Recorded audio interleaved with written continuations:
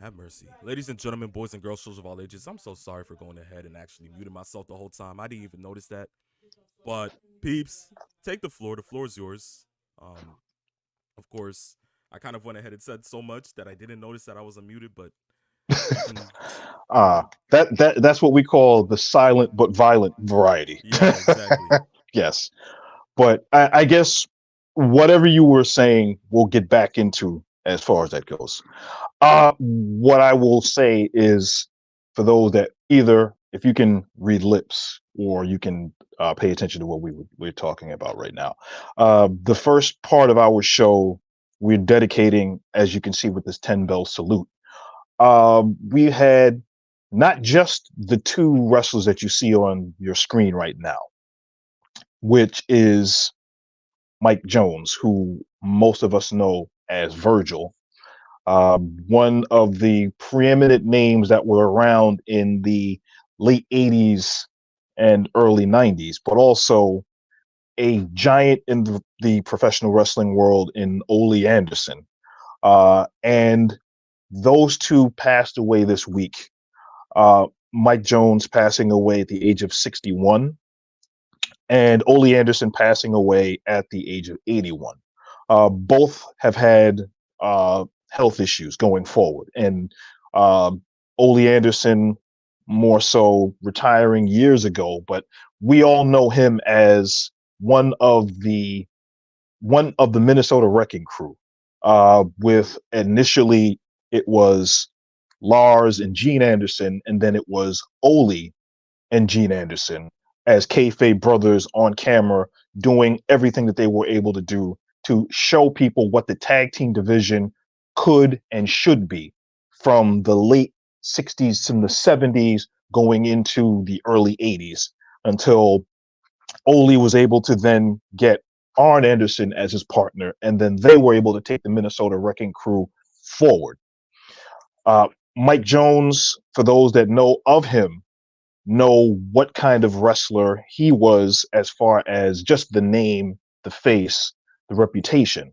But before he even came to the WWF at the time, which is now WWE, he had a pretty decent career in the CWA and actually won a couple of championships and was well known for having some pretty good matches. I think a lot of people saw him even before he was able to showcase himself as the bodyguard, so to speak, of the Million Dollar Man Ted DiBiase. But he was also in the WWF, a pretty well known. I don't like to call him jobber, but that's basically what he did. He did the preliminary matches. One one that I can definitely remember, at least the first time that I remembered seeing him was in a match against Paul Orndorff. And if you're able to pull that match up, Paul Orndorff basically, for lack of a better word, destroyed him as a jobber. He was going by the name of Lucius Brown. So for those that can pull that one up, if you see that, to take a look and see what kind of moveset he had. He was a pretty decent wrestler, had lots of longevity in the business. The sad part about it is that shortly after the WWF run, he kind of floated around, didn't really have a whole lot with the wrestling business as far as getting where he should have been until he went into WCW. And the name Virgil, which was a riff on Dusty Rhodes' name, who's Virgil Runnels, then became Vincent, which was a play on Vince McMahon, and then eventually became Shane, which was a play on Shane McMahon's name. So we all know he had versatility. And it was kind of sad that we saw Mike Jones in the latter part of his career, in the latter part of his life, basically become a meme. There was that picture floating around from 2006 where we saw him lonely at a table at a convention, people not coming to see him. And it was kind of sad to see that aspect of it.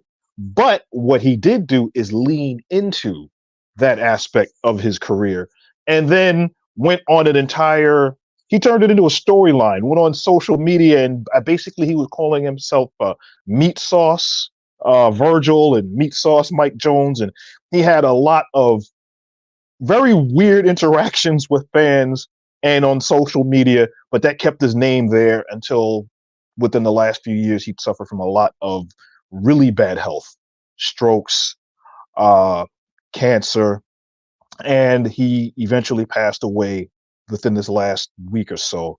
And at the age of 61 is very, very young.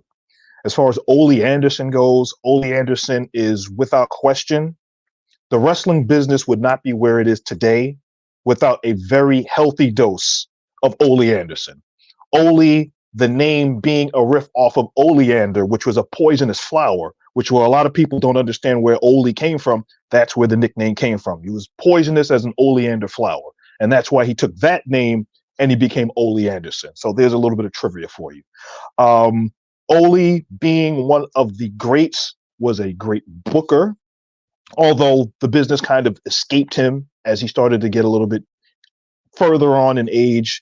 He was part of, as we've talked about before, as I brought up maybe about a year ago, we talked about Black Saturday, in which Vince McMahon kind of took took the GCW and turned Georgia Championship Wrestling with Jim Barnett and the Briscoes selling their stake in the company to Vince McMahon. Ole Anderson was the booker. He had the minority stake. And then eventually that fell apart.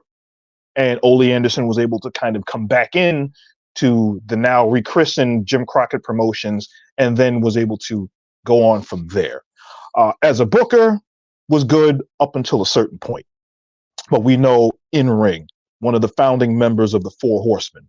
Anybody that knows anything about any faction, it kind of starts and ends with the Horsemen. And then, of course, with the third person that we don't have the picture up right now, but it was of Paul Vachon, who is the adopted father of Luna Vachon and the brother of Mad Dog Vachon. For those that know, Vivian Vachon, who was another uh, women's wrestler, the sister. And that family, it being a strong Canadian family, having a lot of ties to Canada and then a lot of the AWA, for those that know Canada, coming in to Minnesota and them getting a lot of that notoriety there. He passed away just within the last couple of days. So we've lost three giants in the wrestling business. And as you get older, you start to see, you come to grips with the mortality of how far you are along within the wrestling business. It's what is the legacy that these men leave. And the men and women that have been in the business, that have kind of been trailblazers from the 60s and the 70s and maybe even earlier to today, a lot of the wrestling that you look at right now, you can actually look at some of these people that have passed away as one of the reasons why you enjoy the business you are enjoying right now. Thank you for that, peeps. As I was kind of like saying prior to that, it was kind of odd to sit there and kind of say to ourselves, geez, like, we haven't had any deaths in 2024. And this is something that we usually go ahead and always start off the show with before we go ahead and go on the air. We kind of sit there and we're like, you know what, peeps, this is great. The, the fact that it's only wrestling that we're focusing on within the year, and we have all these great things going on for different companies, and wrestling, it seems like it's in a boom, and the fact that we don't have to sit there and go on the air and talk about the death of maybe a captivating wrestler during over the years that kind of like spoke to us in volumes. That was kind of the greater thing about it all. And then suddenly this week it was just like it just came in threes. And of course, when I heard about Oli at first, it was damn. It kind of struck quick, and I was like, oh gosh, how about Arn? How about the rest of the Anderson family? I know for a fact the Horseman itself. I know maybe Tully feels the type of way. Flair, and as I sat there, I was just like, that one stung. It stung, and then several days later, we hear about Virgil, and for me, that one kind of took me back a quick second because it was like I actually got to sit there and speak to Virgil once on social media, and it was like we had a whole DM thread that was like about it stretched about maybe 4 to 5 paragraphs long. And that's just how it was. And that one was like, well, that was motivating when I went ahead and got to speak to him. So it was like to sit there and say to myself, oh, damn, Virgil, he passed. And of course, those knowing Virgil and seeing him on social media, he was a bit of a troll. Yes. He would sit there and joke around a lot. And for me sitting there, I looked at that post and I was just like, is he joking? Like maybe later today he comes out as just like, oh, you know what? Sorry guys, I was just trying to go ahead and promote this new video game that I had out. Yes. That's what I was perceiving to think was going to happen. And then when I saw Bleacher Report, when I saw the WWE, when I saw Kevin Nash, of course knowing that Virgil was a part of the latter days of the NWO, when I saw Nash post about it, when I saw all these different people coming to the grip with saying, okay, yes, it was just like, wow, we lost Virgil. And then, of course, hearing about Paul Vachon literally yesterday when it happened on Thursday and saying to myself, wow, to think that Luna passed away merely 14 years ago, peeps. And, now hearing that Paul passed, it's like, damn. And as you said, it was like the more version of that family, it was just like all of them were just well trained and they knew the business inside out. And when you look at all three of these individuals, they have a unique tie to the industry that, as we all say, puts a hold on us and actually captivates us in certain ways. I remember the only reason I kind of cheered for Virgil was because he turned on Ted DiBiase. Yes. Arn and Oli, you sit there and you look at those two and you sometimes compare them to like, okay, Midnight Express had to be one of the much more greater tag teams of that era. And still, maybe if for some, you can go ahead and debate it. Greatest tag team of all time. And those things, they stay with you, they stick with you, and these are things that you might end up going ahead and telling your grandkids. In Peeps' like type of like vibe, it would have to be great grandchildren, in that sense. Peeps, I know you go way back, especially knowing the fact that you listen. Hey, listen, Peeps knows Oli on a much more standard basis. He went to school with Oli, so I mean, that's his cup of tea. But jokes aside, these three men will be remembered. And there's one thing that I always go ahead and stick around to say. You're never dead if someone remembers your name and actually mentions it throughout a time span of aspects. And Virgil's name will be remembered, Oli's name will be remembered, and Paul Vachon's name will be remembered. So to cap off this tribute, we're going to go ahead and send out a 10-bell salute for all three of these men. And may their families find solace in hoping that they are rested well and that they no longer have to deal with any pain and sorrow and suffering. And may their souls rest in peace. So as we go ahead and get into the 10-bell salute now, I just ask for silence, and I ask that all of you guys just find some type of comfort and solace within it.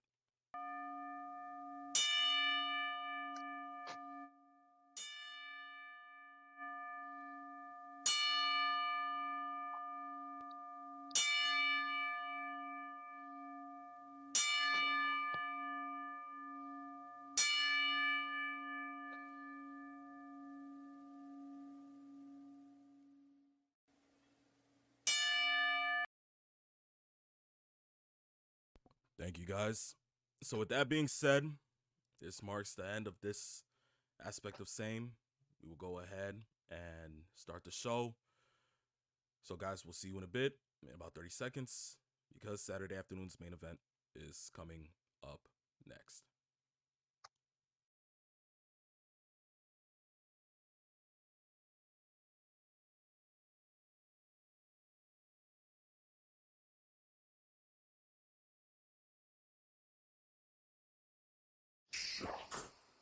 The system.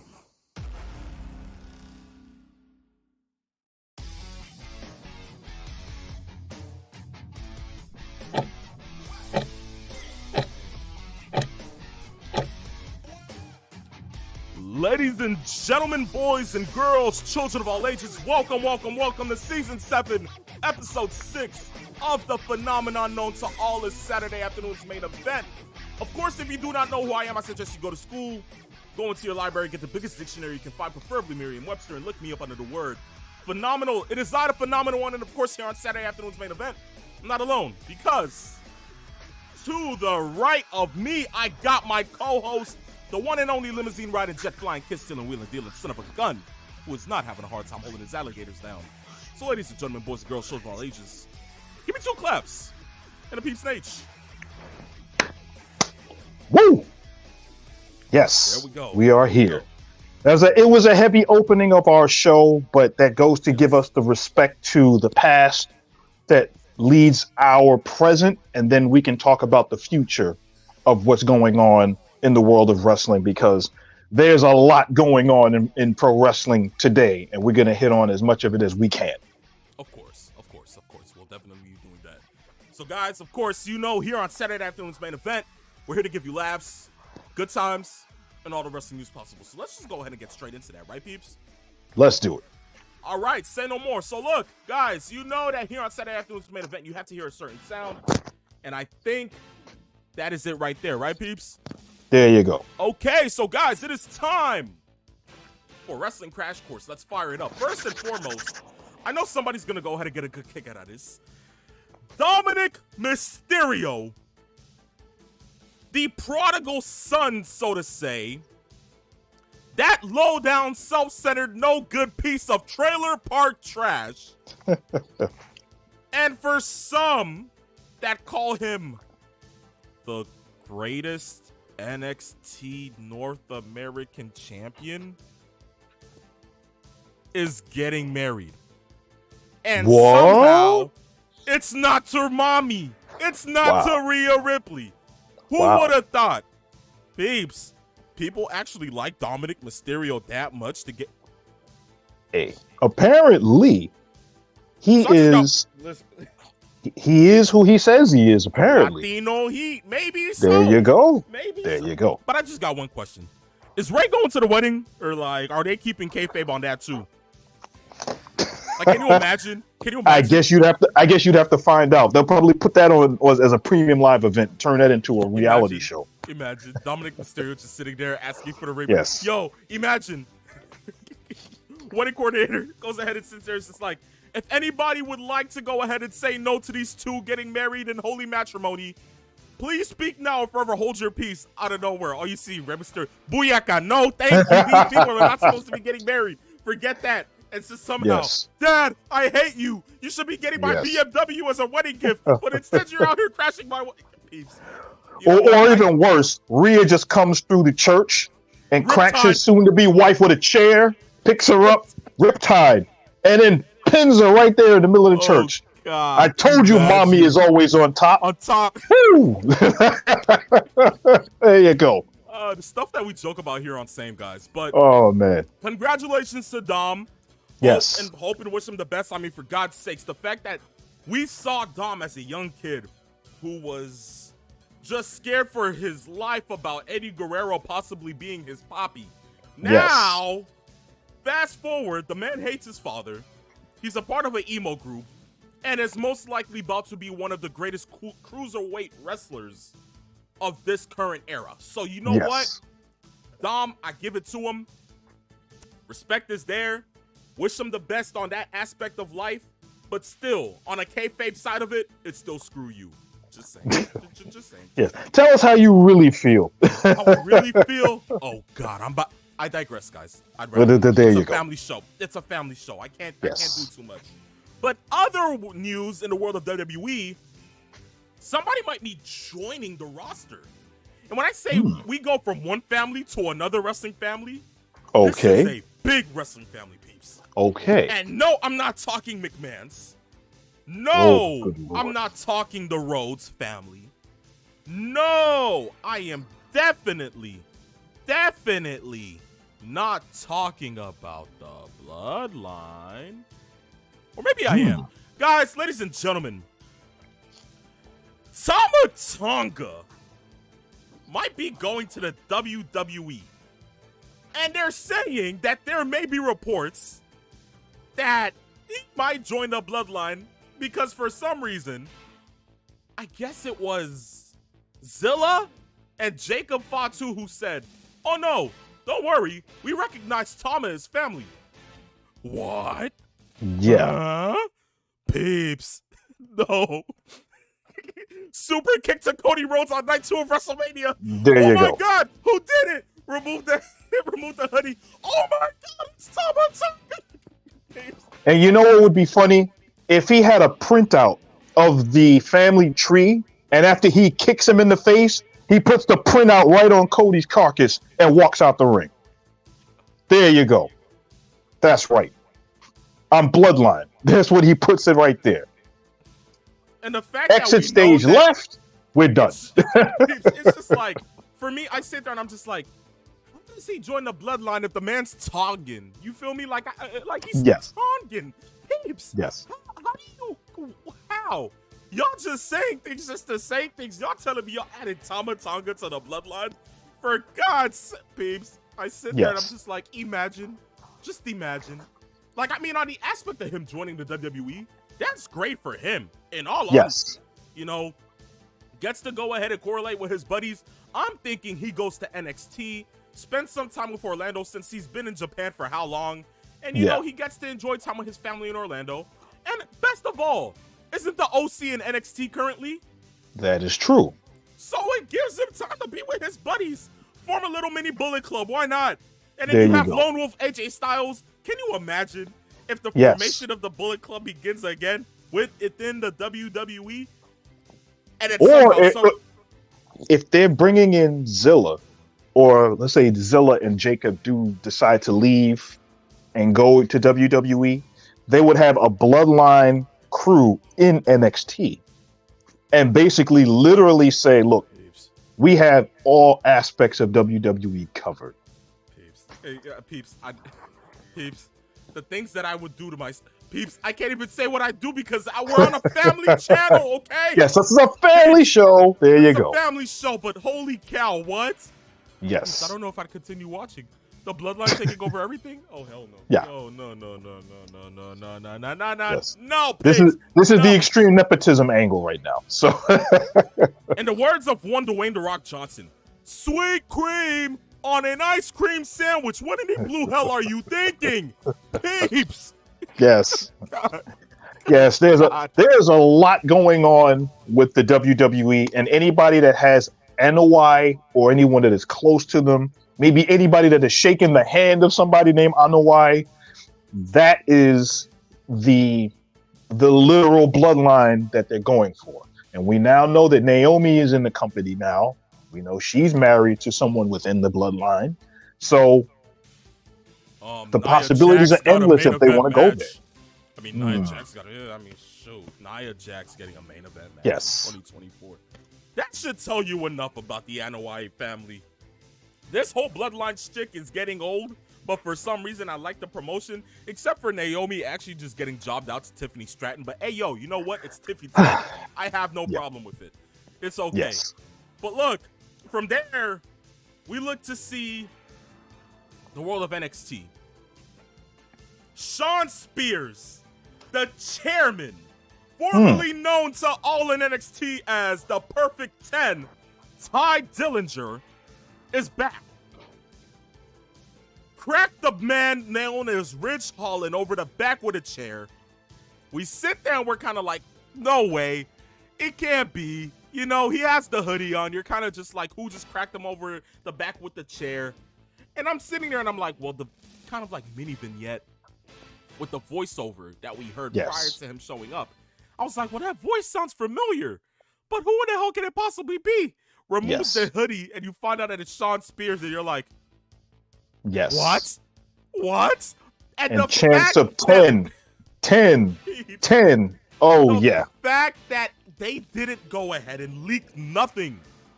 I didn't hear about this in the media once. And we got this big of a surprise. And I was just like, wow. We got Sean Spears here and no one said nothing. Yeah. Y'all didn't tell me his contract was up with AEW or nothing. Well, he basically did say he was done with AEW about 3 months ago. And he True. did do an interview, and I think that people figured he would eventually land in WWE. They just didn't know when or to what capacity. So I think if you're looking at it in that standpoint, then they did a great job of kind of making sure that they kept down the rhetoric of, well, who may join, who's going to show up, who's going. They did a great job with that. And now that you show him and showcase him, now we have to see what they plan on doing with him, because that was the main reason why he went to AEW in the first place. They didn't use him in the WWE, mostly because of Vince. But let's really be honest, they didn't know what to do with a lot of the talent that was there. Some people had to leave to get better, to get seasoning, and then come back. So let's hope now with this second tour with WWE that it really does well. And I think that he's gotten enough seasoning.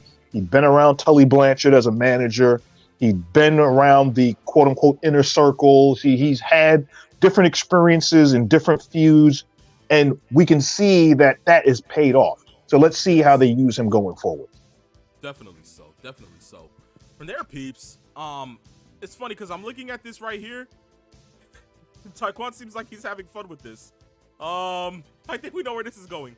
So he's like, the bloodline should be near death. Stop stretching this farther than Soraya. Okay. Yeah, I can't say the rest of it because it's This is a family show, yeah. Exactly. He's like, Sean Spears wasn't important enough to leak. I mean, he has a point because AEW didn't really do much with him up until the point that we actually saw him, like, you know, with his like kind of like debut, so to say, and then he cracked Cody over the head with a chair. And I mean, it's perfect time now for him to be in the company due to the fact that, peeps, for the past week, we've actually got chair shots to the head. Which is kind of shocking to me. I mean, what are they doing? Like, haven't we spoken about Benoit enough in the last decade for us to be sitting there like, wow, chair shots to the head? Like, peeps, I think you, for one, noticed that, like, when they go ahead and hit those chair shots, the crowd is actually like, wait, what? Yes. And the one that Cody did to like that security double, yes, that was sinister. Like, I sat there and I was just like, CTE.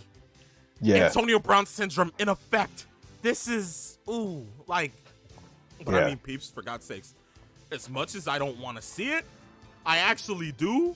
So I'm actually glad that it's back. But still, I kind of just want them to. It's shocking to the extent that we know what brain damage has happened to lots of not only just wrestlers, but athletes in general that have had head trauma going forward. And knowing the amount of wrestlers, the Benoit situation, what happened to Bryan Danielson when he was in WWE, all of these wrestlers that have had head injuries and head trauma going forward, you'd thought that they would have stayed away from that. That's one of the reasons why Randy Orton doesn't do the punt kick anymore, because of that same thing. So now we're starting to see, I hope this doesn't become a trend, because chair shots to the head, even though they are impactful when they're used, there's really no necessary reason to keep doing that in there. Just ask Mick Foley. That's a good one, peeps. That's actually a good one. Yeah, you got a point. Oh, damn. Well, you know what? Taekwon says this: Carlito catching a fine. Don't sweat. Imagine, peeps. Are we catching fines for chair shots in 2024? Is that what we're doing? Yeah. Oh, damn. Okay, might as well go ahead and get myself a couple of chairs. You know, this is about to be Montgomery, Alabama 2023 all over again. Okay. Oh boy. But no. Aside from that, we move to something known as the Down Under. That sounds familiar, being due to the fact that the Elimination Chamber was in Australia this past weekend. Yes. I just have to say, peeps, you know, that show was good. Yes.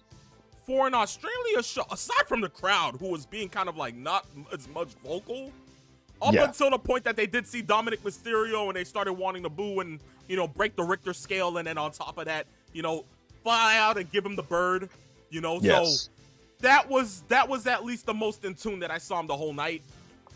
But I mean, peeps, let me look at it this way. The women's elimination chamber match outshined the men's. Rhea Ripley and Nia Jax put on a stellar main event match. Logan Paul is a piece of crap. So that's 3. Yeah. What is it?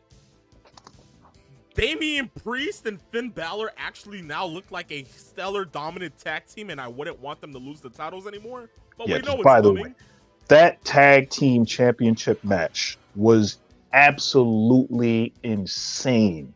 The amount of work. Yes. There you go. Hats off to them. Yes. The work that they put, and the fact that they listen, everything from the finger spots from Pete Dunne to Tyler Bate. Yes. Their finishing move, I love it. I actually love it. But the fact that Damian Priest hit the South of Heaven and it ended with a coup de grace, I sat there and I was just like, look, honestly, love them, hate them, I actually want them to stay champions. So that itself was great. But peeps, when I sit there and I talk about the women's elimination chamber match, start the night off with that match first. Tiffany Stratton. Good grief. In the words of superstar Billy Graham, God rest his soul, have mercy. Have mercy. Yes. Peeps, she gets it. She literally gets it. Yes. And I know there's a comment in here later on the show today that we're going to get to that says the same thing. Peeps, she gets it. Yes. Literally, I sat there and watched the match at least 3 times after Saturday. And I was just like, yo, how old is she? Come to find out, peeps, she's 4? Yes. And she's doing what she's doing now on the main roster in an elimination chamber match. Peeps. Yes. Yo, if she doesn't win a major Miss Money in the Bank, it's Tiffy, okay? I'm telling you now. Tiffy Toodles. Exactly, peeps. Exactly. Yes. Honestly, she was great. The highlight of the night had to be her. She did, all of her spots were great. She didn't miss a beat. I mean, and just the women itself, hats off to Becky for winning the match. We knew it was coming. But for that, to sit there and say, look, her first major highlight match of her career after No Mercy against Becky, this itself, as we spoke on and you said yourself, this was like the coming out party for the main roster. This was okay. Let the people see what Tiffy's all about, and they saw that and more. I can't wait to see what the rest of the year has in store for her. I want to see a women's title in the making, whether it be world or whether it be like, the regular women's title. Whatever it is, peeps, she has to have it. Because honestly, Tiffany Stratton, Jesus. And if there's anybody that she can emulate for a finishing move, it'd be Christopher Daniels' best moonsault ever, the prettiest moonsault ever. And dare I say it, it looks better than Christopher Daniels. It's much more graceful. It comes from bottom, second, top rope, fly out, open, spread eagle, backwards, and lands 99% of the time. She completely lays out and lands square on her opponent. It is a thing of beauty to see. Mastered it. And I mean, the hang time, when she flips, it's just like, oh my gosh, this looks like Kurt Angle from Top of the Cage. Like, this Could you imagine her doing that off the top of a cage in a War Games type match? Don't give her ideas. Don't give her ideas. Yes. Honestly, I kind of want to see it now, because now that you're saying it, it's like, geez, Tiffy from Top of the Hell in a Cell. Why not? Can you imagine? Oh, gosh. The only thing that she has to worry about is there are a lot of people that do moonsaults. If they use that moonsault for a long period of time, the one thing they got to worry about is knee injuries. That's what happened with the great Muta. Muta ended up, mid-career, even though he had been doing the moonsault for at least 10 or so years, they destroyed his knees. So he actually had to come up with 2 moves to be able to use a ground strike. He invented the Shining Wizard, and then he started using the Muta lock, which is pretty much an inverted STF with the bridge going back and pulling on the chin. Those he had to do based on the fact that he couldn't really do the moonsault anymore. That destroyed his knees. So we don't want to see the same thing like that happen to her. Well, damn. Well, peeps, honestly, from that end, I kind of don't want to see her do too much of the moonsaults, but I mean, peeps, they're just too graceful. Yes. I can't, like, you know, that's like dopamine right there, peeps. It's like, you know, like, what did The Rock say last night? Something about, crack and meth being #1 in, you know, in like Arizona. Or Oh, yes. Oh, yeah, He peeps. roasted Phoenix and Glendale, Arizona, something awful. Yes. So honestly, look, if anything, those moonsaults are like crack to me. I can't really just, you know, you can't say no. Those moonsaults, anything that has to do with a moonsault, especially if it's that graceful and the hang time is that pristine, yes, peeps, you can't say no. You just can't say no. no. Of course.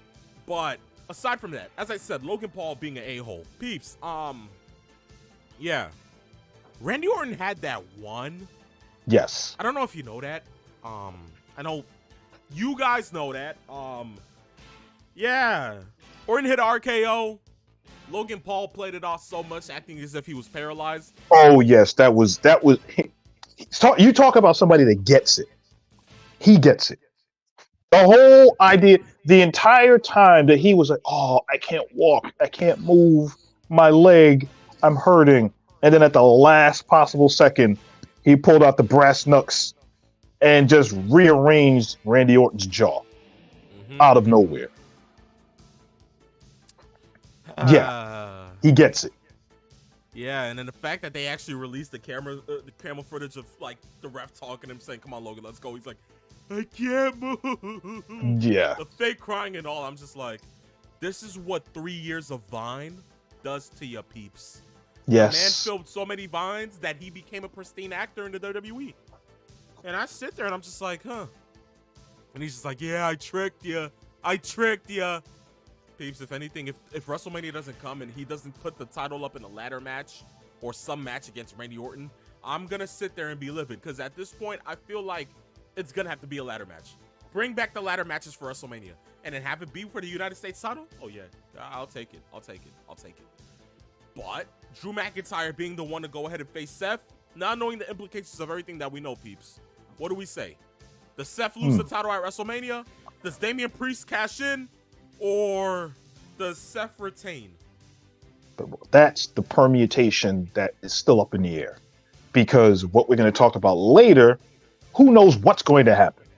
And I think going in the direction that they're going, from what it looks like on paper, we're talking about a World Heavyweight Championship match that Drew should win going in. And then I would not be surprised if we got a cash in at that same time. It's insane. It's insane. Or something that could really tick people off, since it will. I'll throw in that part when we talk about it later, so it won't spoil the point that I just thought of. So I'm gonna take a note of it, and then I'll bring it up then. Say no more. I mean, we're gonna get to it quick, but Taquan says this. He's like, we have 3 people doing double duty. Insane, peeps. Yes. If you had told me, well, I mean, of course, we've seen Macho Man do it. We've seen Daniel Bryan do it. But this is the first time that you're going to have 3 men go into battle 2 different days of WrestleMania. Yes. Can you get peeps? I mean, for God's sakes. What? Yo, them checks are going to be looking good. I kid you not. Peeps, that WrestleMania bonus times 2? Oh, God. Can you imagine? Yeah, these wrestlers are really going to get a TKO if you actually think about it, because they're going to be drained. The amount of C4 that they're going to have to use to go ahead and stretch up this collab and actually get through these matches is going to be insane. Because, yo, peeps, I mean, Cody, Seth, and Roman, 2 matches? That's matches 2 days? Who would ever thought Roman, who goes ahead and takes time off from certain pay-per-views, is going to be sitting there working I guess it makes up for the year, maybe? Who knows? and that's the good thing. It'll show how physically fit these wrestlers are, but also goes to show you that they can rope the fans in a big storyline. But it works in the sense that with all of the different angles and all of the different stories that are branching out from the main story, you have these little ancillary parts that are there and they're branching off themselves. So now we have, okay, what's going to happen with the bloodline? Oh, what's going to happen with this? What's going to happen with that? Now we have Drew going up against Seth, championship. How good is his knee? Will we see a cash in? What happens there? Oh, it's prime time anticipation bumped up to level 10. That's what's going on right now. Sounds about right. That sounds about right. Oh, nah. Taekwon, come on, man. Oh, come on. Come on. Come on. Go, gadget knees. Oh, boy. Have mercy. He says, who eats the pin in the tag match? You know what?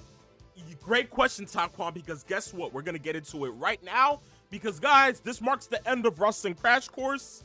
So, guys, you know, if you want to keep up with any of the latest social media news and updates, all you got to do is follow us on Instagram at Saturday Afternoons_main event and on Twitter at Saturday Main. So, as I said, Taekwon, we're going to answer this question now because due to the fact of us having two topics today, the first one is the Rock and Cody saga continues. Oh, gosh. Hot Rod, really? He says Elimination Chamber sounds like a XXX movie starring Sean Black. Oh, Lord. Oh, Lord. Peeps, what did you do to deserve this, man? I have no idea. Peeps, I have no idea. If anything, Hot Rod, you're completely wrong. Because Peeps is so old, he used to do the silent movies. Forget Lord. it, bro. Have mercy. Like, bro, what? Peeps remembers exactly. He had to use the film, the old projector, like the one that would go ahead and just stretch the pictures little by little. Remember Austin and Brian Pillman with the Hollywood Blondes? Yeah. Oh God. There you go. Guys, this is the type of fun that we have here on Saturday Afternoon. Yes. Jesus. But look, so with that being said, Rock and Cody saga continues. Peeps, if you noticed on social media this past Friday, you would know that The Rock is out here doing social media promos again. Uh-huh. It's 2012 all over again. The man is out here calling out Cody's dog, Pharaoh. Peeps, I mean, wow. The man sat here and said that, oh, wrestling is on top again because The Rock is back and he's putting flavor back into professional wrestling. The man said professional wrestling more than 3 times within that promo. That would not have happened if Vince was running everything. As a matter of fact, if he would have said professional wrestling, they would have bleeped him. Professional. Yep. What did he just curse? Yep. Was that a dirty word? No, he said wrestling. What the heck is that word again? You can't say. No, that's what it is. Exactly. So he goes ahead, says, oh, you know what, Cody, you have a reason to go ahead and do what you did. You want, like, you had a reason to go ahead and face Roman. You won the Royal Rumble. You have a choice. But remember, we agreed. We had a deal. I'm like, wait, what deal is he talking about? Sit there. He's like, remember, The Rock called you. The Rock called you, Cody. And he said, look, yes, you can finish your story another time. But this has to happen. Let's go out there and put on the greatest WrestleMania match of all time. The Rock versus Roman Reigns. And he said that Cody agreed and did all of that. And then, of course, come to find out, he comes out and says that it's BS and that he wants his match against Roman. But then you call out my family. And we are, yeah, The Rock made you famous, boy. Yeah, slap the taste out of your mouth. I mean, I'm just like, what the heck is this? Like, Rock, yes. He's like, well, you remember on SmackDown when, you know, The Rock hugged you and you hugged The Rock? And, you know, we said, let's go do it for the Soul Man. Let's go do it for Dusty and all of this. And he's just like, and you went ahead and you looked at The Rock. And instead of nodding to The Rock and said, go get him, you looked at The Rock. And the look that you gave The Rock resembles the same look that the people saw that you gave The Rock, as if The Rock ran over your goofy-ass dog. Why is Pharaoh catching strays? What did Wow. Pharaoh do? Peeps, Ah, what did the dog do? he Pharaoh must have just peed sits in somebody's cereal. So, something happened. like Oh like yeah. did did Pharaoh take a dump in the Rock's truck? Like this is his Ford F-150 like filled with like dog piss or something? Like I just need to know. Did he urinate on his tires or rims? But no, Yes. Pharaoh out here catching strays. I was just like, wow, what the dog do? Like that resembled 50 Cent saying to Floyd Mayweather, "What do you say F me for? I ain't do nothing." Like that's what it resembled. I was just like, oh gosh, okay, Yes. you know what? Cool, whatever. But then he calls out Seth, calls him a circus clown. Then it kind of Not just implements the a circus clown emoji, which is even worse. yo Oh man. Rock Rock doing this in 2024 is just crazy to me. Like, Yes. jeez. And not only does he do that as Seth, he also kind of threatens him. And he's like, look, if you go ahead and stick your nose in my business again, that little world heavyweight title that you have on your waist, The Rock can make that all go away. And I'm like, wait, did he just blur the third line? Like, did he just blur the line and, like, you know, kind of like just say hello to the fourth wall there? Like, peeps, he literally just stared into the fourth wall and said, oh, yeah, guys, we put titles on people. They don't actually earn them in wrestling. You really think for 1 second that the guy actually pins the guy to become a champion willingly? You know, we just, you know, we put the titles on people. And now that I'm on the board, yeah, I can hand the title to whoever I want. Peeps, in what? You do this in 1985, you're getting crapped on. Yeah. Like the Matter of man fact, blurred. you might get fired doing something like that in 1985 because that was not revealed. The wrestling fan is smart enough to know now what happens, what's going on. Of course. Of course. But then you got the children who kind of sit there and it's, you know, who are not familiar with it like most of us are. And it's just like, wait, Dad, what does Rock mean by this? You got to sit there and explain to your child, oh, yeah, well, son, you know, wrestling is scripted. So when my friends say that it's fake, is it actually fake? Well, son, yeah, you know, it is fake. So why does it even... It doesn't matter. We know it doesn't matter. Like, peeps, having to explain that to a kid now, it's like, geez, now I remember how it felt when people had to go ahead and sit there and tell me that this was scripted. But geez, Rock, why blur the line now? And it's like, now you're sitting there kind of believing into what The Rock is saying, which is like, he's still putting out kayfabe while putting in reality as well. And it's just like, yo, this man is cooking. I can actually smell what this man is cooking. Yes. Peeps. And then fast forward to Friday night. Oh boy. Whoever thought that move past 1998, 1999, a fan would actually bring to an arena a Die Rocky Die sign. Yes. That so insurmountably to the point was captivating that Fox, yes, guys, Fox had to blur out the camera too many times. So, yes, you guys thought it was just the feed going out? No. Yes. They tried their hardest to get rid of the Die Rocky Die sign that was literally front row and that was shown each time The Rock would speak. You know what I find rather funny is the fact that during peeps? this entire promo, this part of it, The Rock went to kind of desecrate the fans. But Yeah, so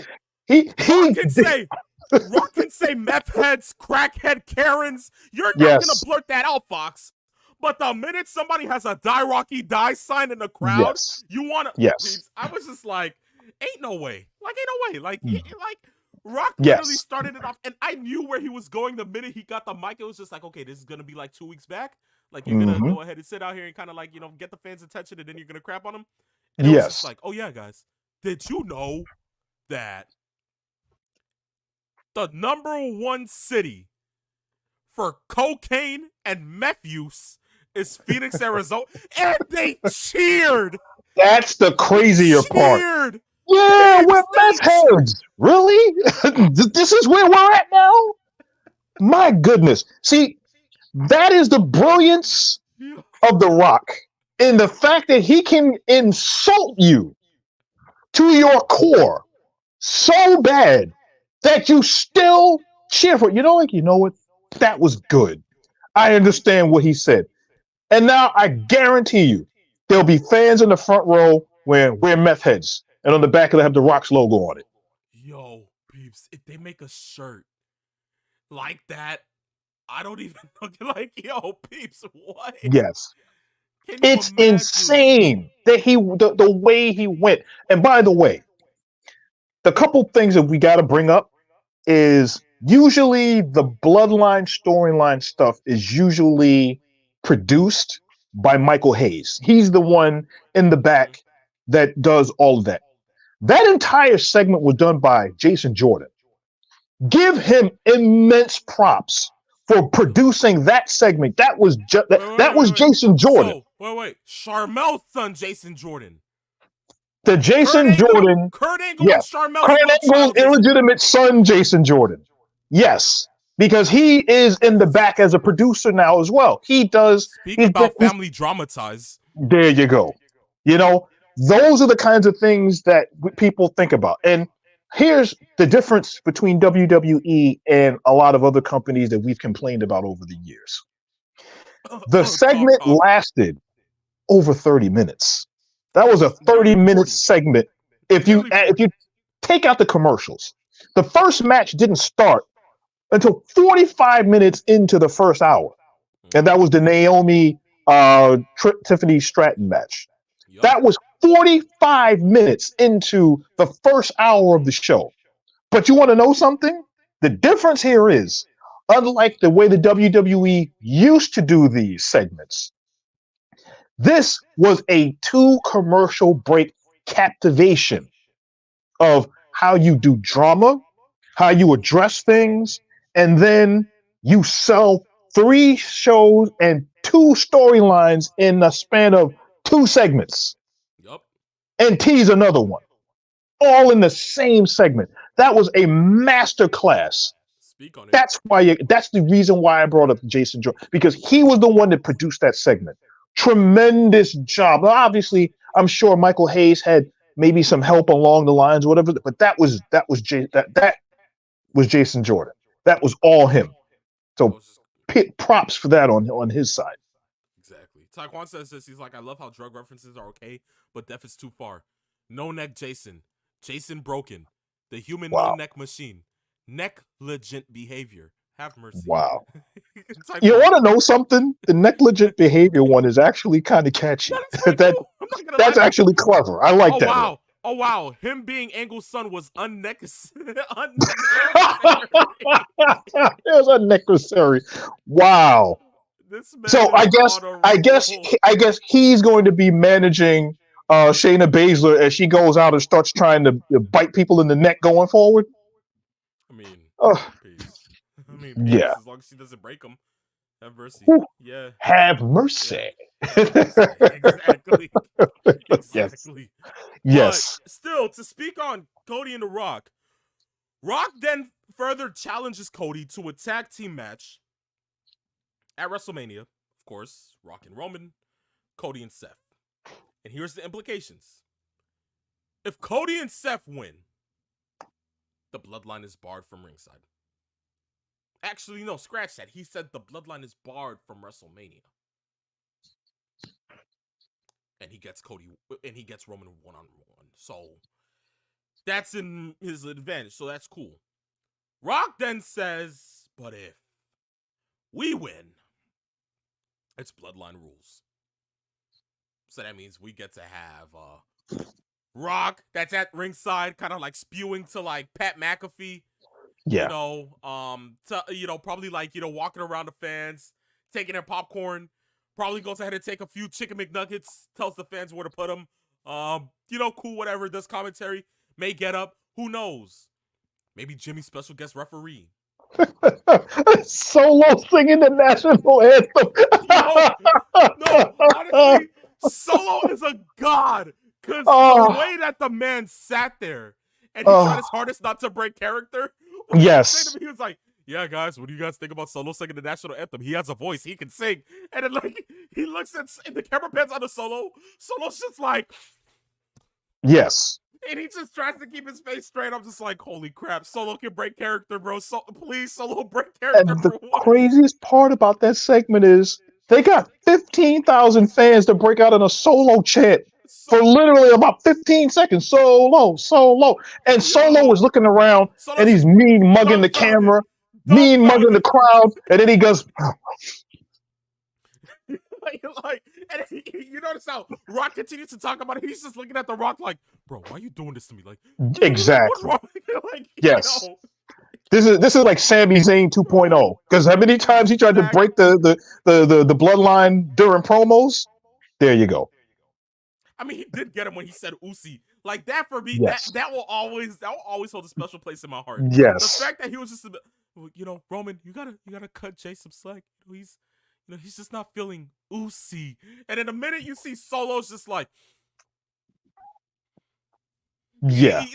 they just got the cameraman to not even look at Solo because it was just like Turn his early. back, trying to make sure he's Turn not his looking at the back. camera. Yeah, exactly. Like all this. Listen, The Rock kind of. I knew it was gonna happen at some point, Yes. and the fact that we got it now is great. But it's like still Solo not being able to break character. It's just like, damn, just get the man to laugh once, just once. Like I know he gets it. He's a good wrestler. He's a good wrestler. He loves the industry, and he's doing it by the book. But damn it, just get Solo to laugh just once. Yes. Like I can only see it now. Like somebody said something about Solo not being able to do math. It's instantly Rock kind of just catapults that. It's just like, hey, listen, as long as he can still sing, it's cool. But hey, Yes. honestly, look, if they can get Solo to sing the national anthem, like in April. Hey, listen, I'm fine with it. I'm fine with it. Give us that. I'll be cool with it. But Yes. no, peeps.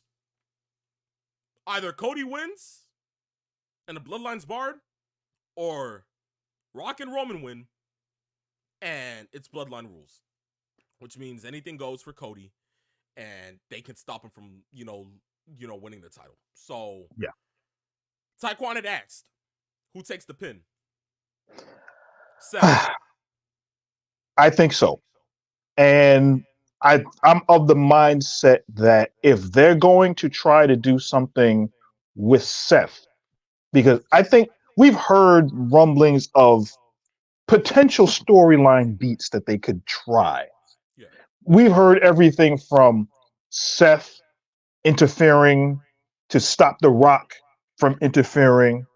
We've heard everything from Seth turning on Cody just to be able to do something in the main event, back and forth and back and forth. I think that Seth is going to take the pin, and that is going to be something that can be looked at as rudimentary based on what we're seeing. Because I don't think there's any way that Seth and Cody are going to win this match.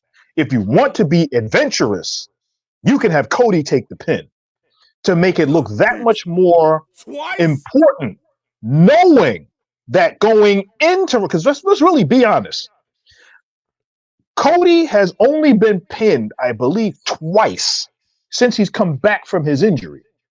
If we remember, it's very rare that Cody loses it. They protected him really well. You get him in that tag team match to kind of further solidify the odds stacked against him going into WrestleMania. You have Cody take the fall. You have Seth looking at him. I couldn't help, bro. I tried. I couldn't. Maybe the bloodline hurt him. They do something along those lines. Maybe Seth bangs into Cody at some point, which disorients him. They take advantage of it. Solo comes out, does something. In any event, the winner of this match is going to be someone from the bloodline. Going into the main event for night 2 adds the intrigue because now you have 15 million things coming at him. Solo and Jimmy Uso, the Wise Man, The Rock, all of the stuff that we know builds to. He's got all of these obstacles here in front of him. How he's going to jump over this hoop to get to this hoop, to get to that door, to get through that key, to get to that, only to now find out that Cody at some point has the key to unlock the treasure chest. And I think that's what's going to happen at WrestleMania. I mean, peeps, I for one, I can't see Cody taking a pin. Peeps, if we're looking at it correctly, Cody's win-loss record at WrestleMania is 1-3. One and actually no, 2-3. I'm sorry. Peeps, to sit there and go in 2-4 and then possibly be 3-4, it's like still I can't see it happen. Like, of course he's gonna lose, but I can't see him take the pin. It's Yeah. just like, geez, I'm, Seth. I'm not saying that it's going to happen, but what I'm saying is if they want to be adventurous and throw the world like, can you believe Cody lost the tag team match the night before his main event at WrestleMania? Oh, he has no shot at winning now. And then Cody ends up winning the championship the next day, which would then add more to the victory based on all of the stops that they pull. Because remember, think about this. Since they announced it this being the main event, they have thrown so many obstacles at Cody on the way to this. This is just another kind of a bigger obstacle to do that he's got to get past to get to his goal.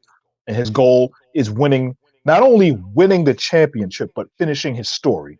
And if his story had more than one twist and turn through this act, there you go. And then, of course, you then build up based on what happened at SmackDown, which is something that we just kind of glossed over, was that as The Rock was finishing his promo, he's about to say, if you smell, and then you got a arm stopping by Roman. Who, by the way, great camera work by those running the production truck to get the emotion of this whole 25, 30-minute speech by The Rock and watching the consternation, the anger, the angst on the face of Roman Reigns. And he said, you know, I'll do anything for family, but I just need one thing from you. What is that, Rock? I said, what is that, Roman? I need you to acknowledge me.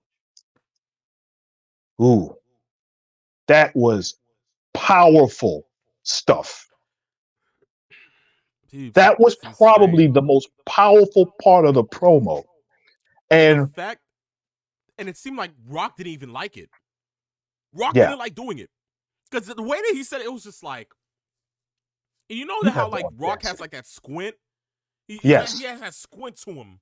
When he does, when he says something and you think a rock bottom is coming up yeah. and there's no rock It's one of bottom. these numbers, just like Exactly. So he's just like, Roman Reigns, yes, family, I acknowledge you as my tribal chief. And you notice how he said tribal chief, and he was like, yes. he He doesn't bit want to his lip do when he this. said that one. Exactly. Yes, Peeps. And this is why I'm saying Seth takes the pin night one. hmm Bloodline rules, right? Anything goes. yes. Peeps. Rock is costing Roman. I kid Oh you yeah, not. That is yeah. how I see it. hmm Rock is costing Roman. And the way that it's going to go down, it's bloodline rules, dead smack center, whatever the case may be. Rock probably goes in and he's like, you know what? I'm going to go ahead and implement myself into the match. Probably goes in, gets a steel chair, hits Cody over the head with it, whatever the case may be. Same thing as who did it first. I think it was Triple H with like the Universal title on that one Raw with Seth. Yeah. Go in, kind of like, yeah, Roman's feeling good about this. Yeah, I think that was over Kevin Owens, right? If I'm not yup, mistaken. exactly, Yes. exactly. Same thing Triple H did. Went ahead, kind of like ambushed Roman, got him in there, pedigree, Seth pinned him, and then last person that was left was KO, and Triple H goes over to KO. He's about to feed KO to Seth. Seth is happy.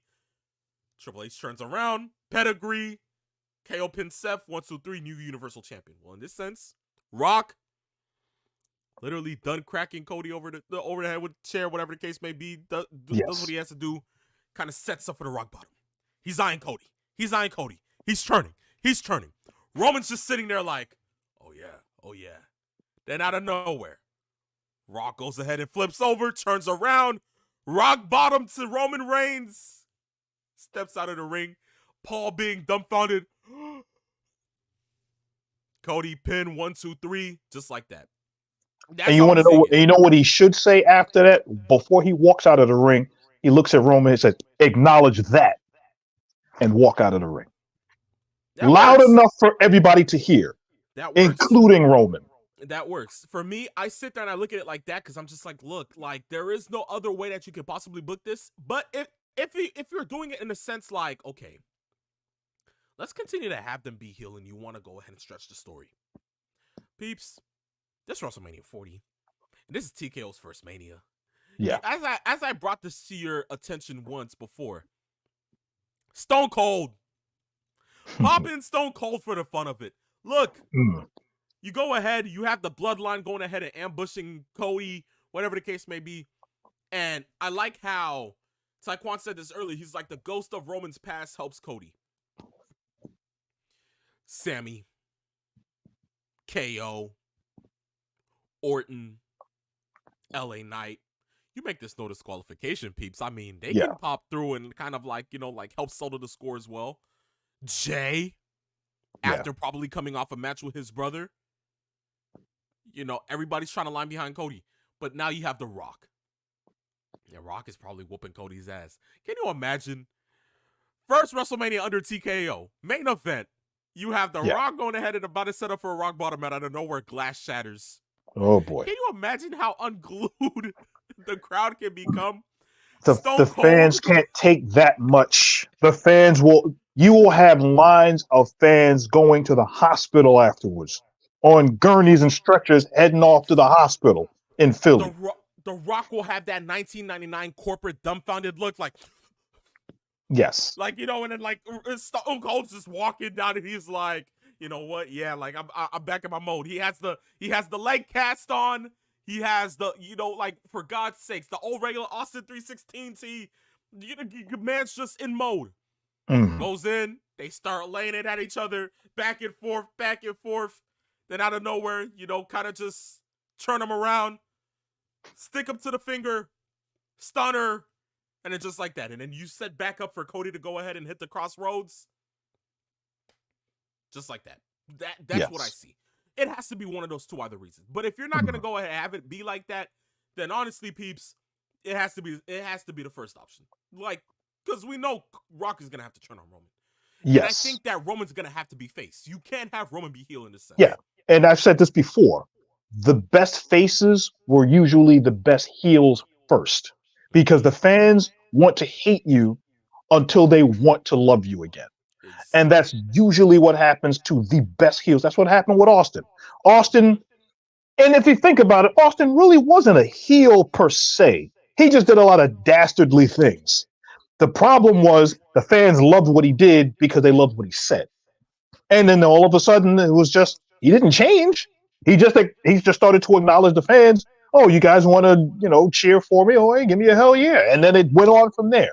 And if you're looking at it from this sense, this brings the character arc full circle, because we've talked about this over the last couple of years, that at some point when they do make the face turn, when the fans want to cheer Roman, this whole arc with the bloodline, this whole entire story will come full circle with what the WWE wanted to do with Roman in the first place, which to basically make him the succession of John Cena. The problem is they force-fed Roman down everybody's throat, which kind of turned from positive fan momentum into resentment. That's why, if you remember WrestleMania after he beat Brock, when The Rock was in the ring with him and raised his hand, you remember how the fans booed him, and the look that The Rock, the look that The Rock gave him was like, huh?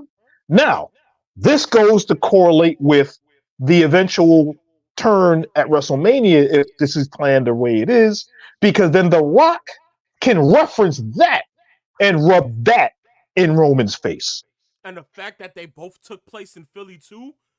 Yes, oh, it's God. It's called kismet. It's fate. It's supposed to happen. That's what you do. Scorsese. That's yes. Scorsese, Yes. We've gone cinema. past cinema. We've gone past cinema.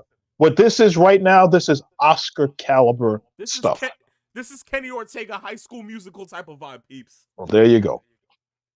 I mean, for God's sakes, and it's weird because now Phenom's in here. He's like, finally, The Rock has acknowledged everyone's tribal queef. That's what I call him. No tribal chief, tribal queef. Okay, Wow. yeah, yeah, yeah. Yeah. Taekwon says, I don't want Cody to win like that though. I want a decisive Cody win, but I get it though. Yeah. Decisive to what like extent? Like you're talking like you want it to be like, down to the wire, kind of like last year when he caught Roman for like the crossroads prior to like Solo going ahead and hitting him with the spike?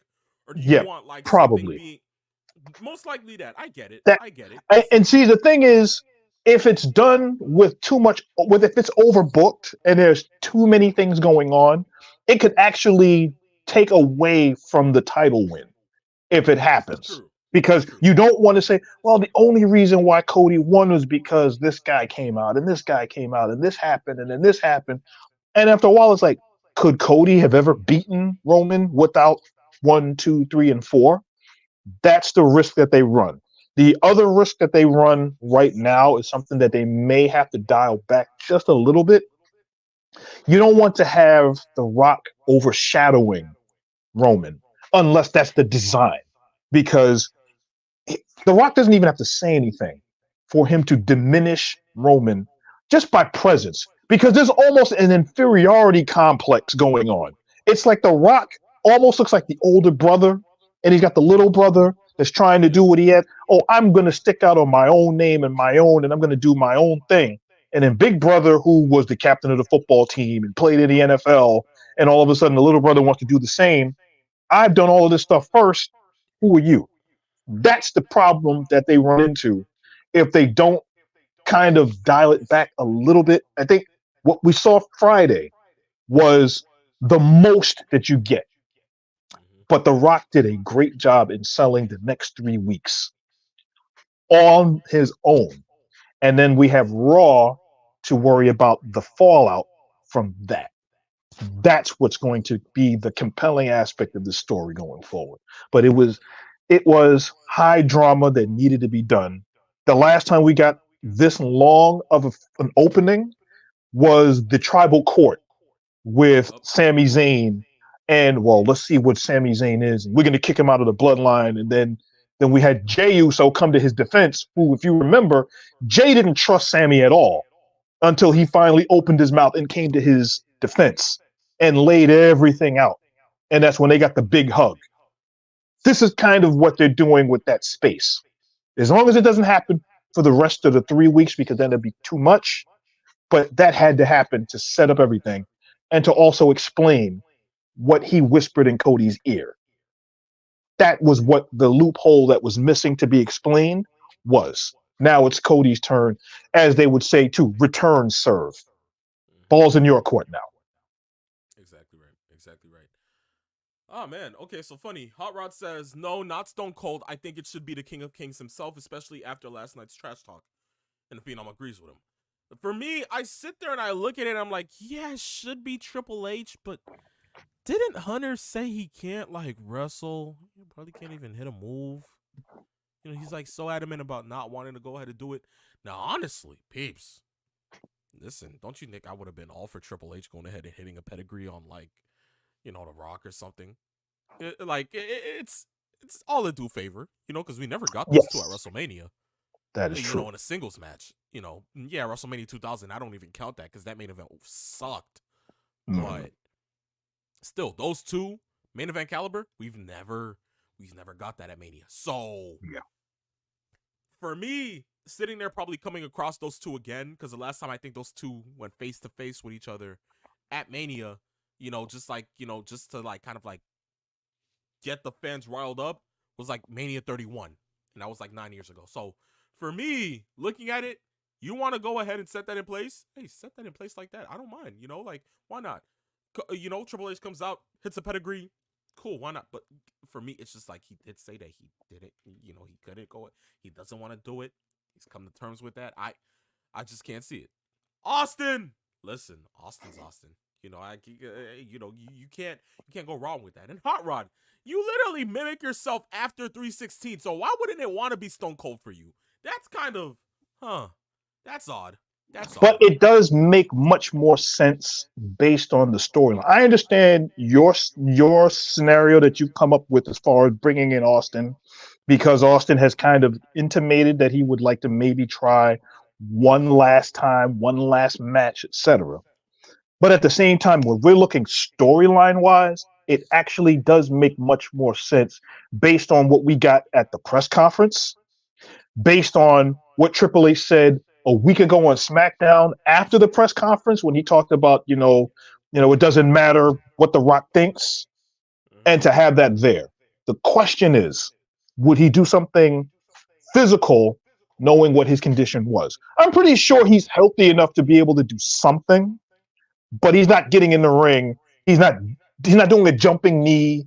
He's not swinging a chair. He's not doing anything. He's not. I don't even think he's No doing a Irish pedigree. rips or nothing like that. That's what I'm saying. No, So like, no. what But he's can gonna you do do? something. If he interjects himself into this, something will happen. We'll give it time. We'll give it time. We'll give it time. Yes. Look, peeps, we're literally a month out. So Yes. 30-something days till WrestleMania. The Hard to excitement is believe. coming in now. It's Yes. hitting us. But hey, Yes. listen, this is going to be something to witness. We have so many weeks to prepare. We have a bunch more maybe social media promos from The Rock. A lot from Cody to happen. There's so much there's so much in store. So look, we're gonna be here for the next couple of Saturdays. Let's continue to go ahead and ride the storm, ride the lightning, and see what happens. But Yes. from there, that marks the end of the first half of Same. When we come back, we're going to get into our questions and then, of course, our predictions for tomorrow night's AEW Revolution tagline, Sting's last match. Yes. Stay tuned. Do not go anywhere because the second half of Saturday afternoon's main event is coming up next.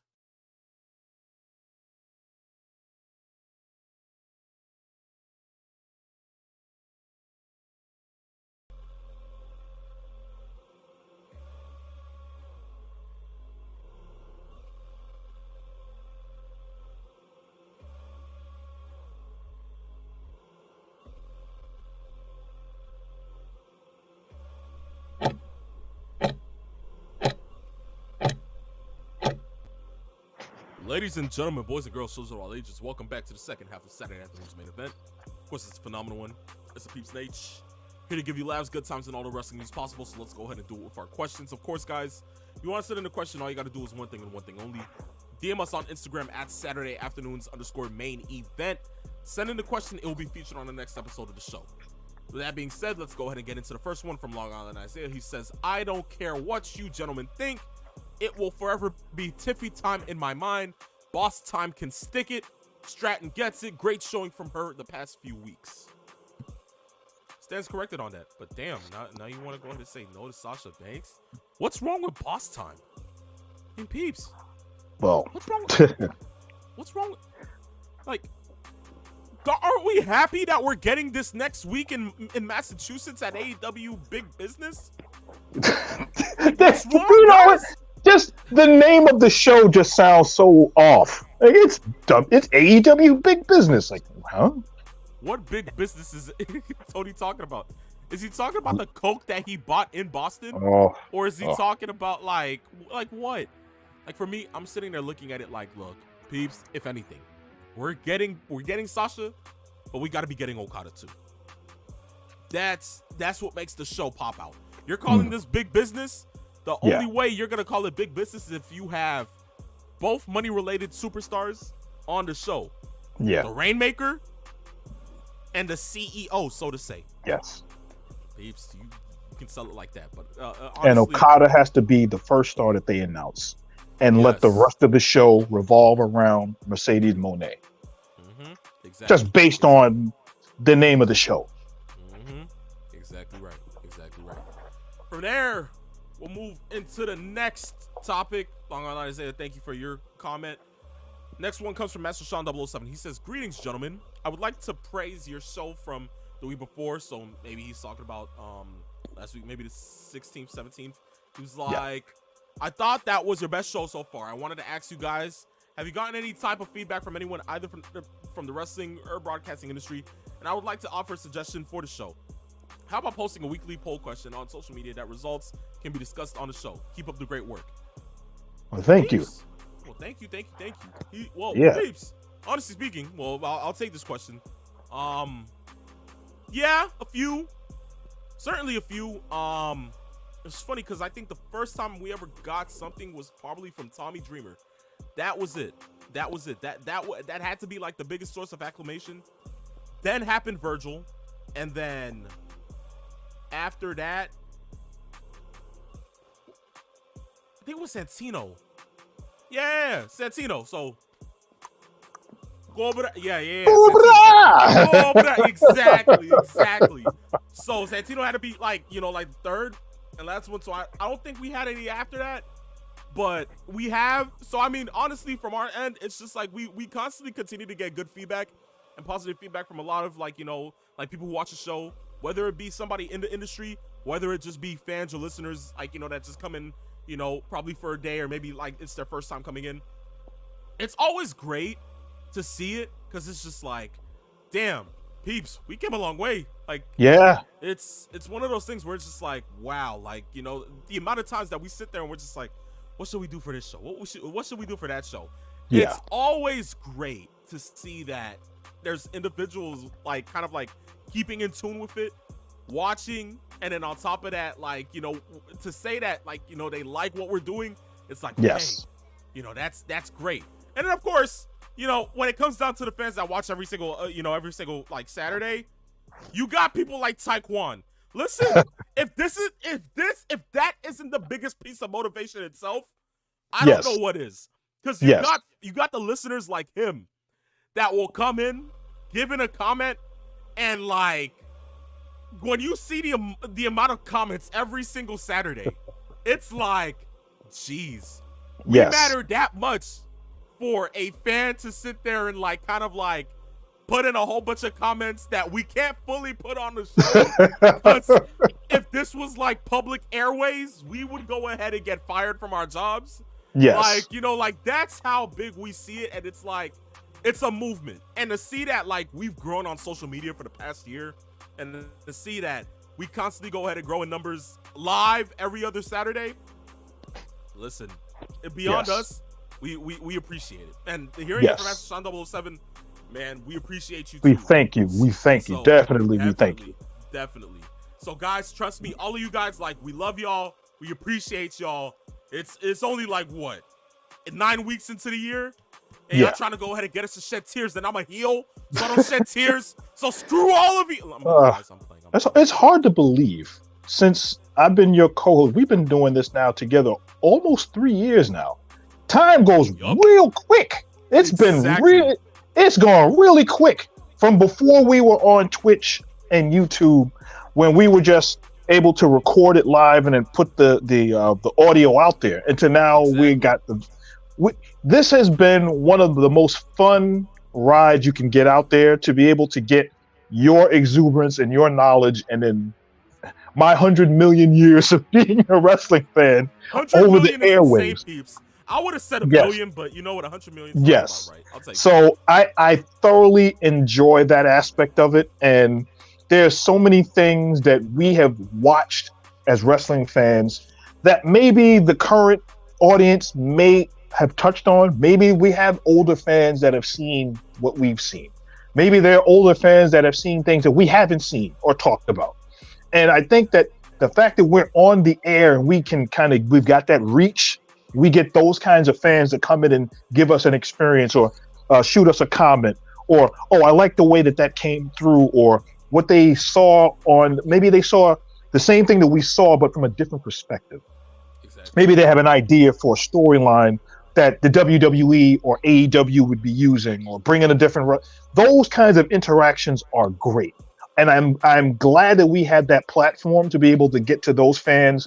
And then the ones that are new, that just came in and, oh, I never saw the show before. Let me go ahead and take a look at it.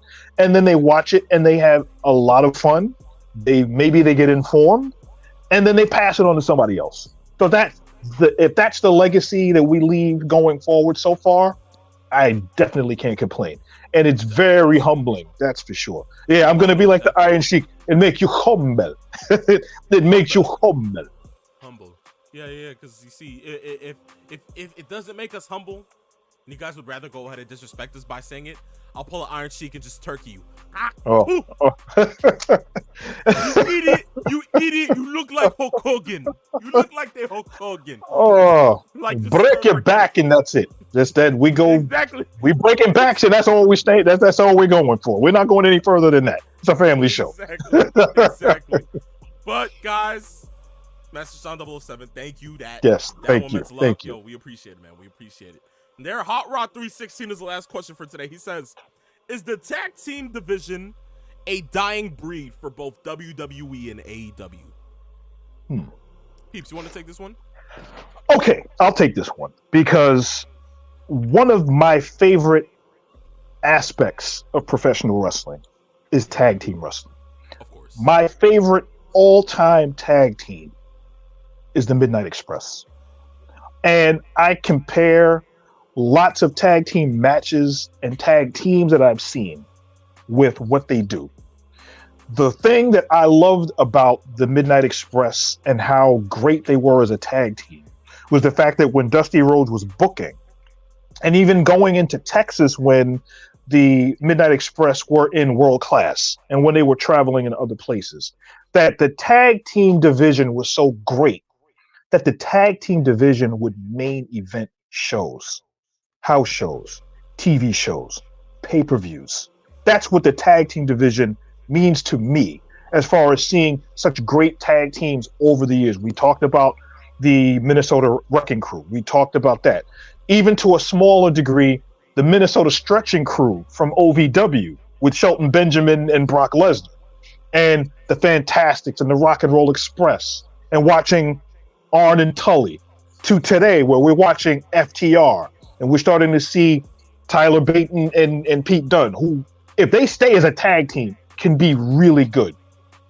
All of the tag teams that we've seen, those are the ones that they are paying homage to the ones that have come before them, the ones that preceded them. So to see the state of tag team wrestling the way it is kind of sad because it's not the same that it once was, at least not on a national level. But there are a lot of great tag teams that are out there. And as long as there are tag teams there and fans like us to be able to watch the fluidity of the tag team moves, the psychology of planning the match, making things believable, athletic, and showing the fans that, wow, that was a good match. Still to this day, my match of the year last year was a tag team match. And that was Juice Robinson and Jay and from Bullet Club Gold with, of course, FTR. Yes, FTR and the Switchblade going in there having that tag team match, because they had 2 tag team matches. The first match that they had was great, and that was my match of the year until they had the 2 out of 3 falls match. So when you have that level of innovation in a tag team and you can showcase it to actually be the main event of a show, that shows you that tag team wrestling can be great. It just hasn't had the right tag teams because we don't have dedicated tag teams anymore. At least not to the extent that we once did. You got a point. I mean, for me, I just think that it doesn't seem too much of a dying breed. Because, of course, you have those certain tag team matches in certain places that when you sit there and you look at it, it's kind of like, okay, you know what? Tag team wrestling is still alive. I don't feel like it's a dying breed. I feel like it's more of like it's still in its developing stages, so to say. Because we haven't fully gotten the hand of like, okay, tag team wrestling being peak again, like it was, what? Maybe around, I would say 2016, 2017. Specifically around like SmackDown era. SmackDown Live era, so to say. With the Usos, the New Day, you know, like that certain era. Dirty Dogs kind of being a part of it too. The B team, Hawkins and Ryder, You know, The Wolves, if you go back into the TNA days, America's Most Wanted, exactly. Like Team you look. Canada. There you go, peeps. There you go. Still, see now you just brought back a lot of good fun memories because we There all you go. remember Team Canada trying to go ahead and sign Chrissy And James. even the Rascals in TNA, Yup. they were a great tag team and Exactly. still are. You know, Some of the guys from the Aces and Eights. Beer Money, if you remember that. yes, Peeps. beer, money. Money. Just God. sorry about your damn luck. Exactly. God Yes, damn. So you see, that's what we're referring to. I feel like it's still in its developing stages. They're still good to come out of it. They just yes, gotta be booked right. Honestly, the yeah, booking just has to be right. That's all it is. And I think they're gonna get the hang of it sooner or later. But I'm telling you, before maybe by at least June, we'll get a hang of seeing what the tag team division is all about for both companies. yes. I really do feel that way. Yeah, From there, because we don't get dedicated tag teams anymore. We get what Vince McMahon did when he was booking WWE is that he would get 2 single stars and put them in a tag team and then move them forward and see what happens there. And then break them up because he was able to get them into a feud because he saw one of those wrestlers becoming stars. Remember, this is the same person that broke the Dudleys up so that he could push Bubba Ray. are we Same forgetting? team, Are we forgetting Jannetty and Michaels? Like, isn't of that just course. like the clearest? Well, there's DNA from that in NXT because that's what they did with the Trick Mellow gang. Yup. Broke them up almost the exact same way. And I'm looking at the question right now. What about the Young Bucks? Oh God. Okay. Here's what I will say about the Young Bucks. Mm-hmm. The Young Bucks are an athletic, gifted, gymnastic tag team. All right. We have seen really good matches with them. The best match that I've seen that they had was, I believe, was it at Ring of Honor? It was Red Dragon versus the Young Bucks. This is going back probably about 6 or 7 years ago. That was without question one of the best matches that I've seen. And the Young Bucks do have a place with their in-ring work. The problem that a lot of people have always had with the Young Bucks is that at their size, a lot of times they go into a match almost acting like the Road Warriors. True. That doesn't work. What they're doing now is they're trying to do this Vince McMahon, we're EVPs, we're evil, we'll lean into it. I like that aspect of it. The problem is they may have been 2 years too late with that. Yeah. Because they should have done it after the initial CM Punk stuff started, which would then they lean into it. That would be like Vince McMahon leaning into the Mr. McMahon character 2 years after after Bret Hart leaving the company. That would be like, okay, now you want to do that? They should have done it while the coals were hot. And that's something that goes without saying. But my question, what is your opinion of the Bucks as far as just as a tag team? That's all you need to know. Should I just easily just say I digress and just keep it moving? There you go. There you go. What is that? First or second one of the day? That's the second one today. We'll see. Look, peeps. The Bucks are like that. How can I put it? You know, okay, peeps. Put it this way. I know you've had a fair share amount of ex-girlfriends back in the day. When I say back in the day, I'm talking like centuries years. You know, like for God's sake. Oh yeah. Yeah. So you know, Mary Magdalene for once. Yeah, I know you hated her. She was promiscuous. So have mercy. Have mercy. There we go. The Bucks are like that ex-girlfriend that you try to like a lot, but due to the fact that their snobbiness and the rest of their outer lying factors weigh so much on how much you don't want to be around them, that you're just like, okay, you know what? Scrap you to the side. I'm sorry, but it's just not working. Like, no, get away from me. Like, you know, yeah. Peeps, the Bucks are just like that. So to say, due to the fact that they've been like, agility-wise. The super kicks. Oh man, I love super kicks, but the repetitiveness, the kind of like, okay, we're still trying to outlive Pro Wrestling Guerrilla. We're still trying to do everything that we've been doing on the indies.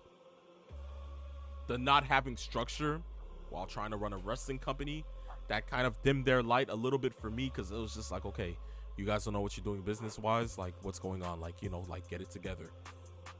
And now it's like, then you hear more of like the stuff that happens backstage, and you're just like, well, of course, yeah, good wrestlers, whatever the case may be. Yeah, they put on good matches, but this is kind of like stinking up the room. Their image is kind of like being drastically changed to me. And now it's like to the point where, okay, yeah, you're trying to become a Mr. McMahon. You're trying to take what's happening on the outside, and you're trying to go ahead and put it into wrestling. Fine with me. But as you said, it's like Vince trying to go ahead and become Mr. McMahon 2 years after the screw job.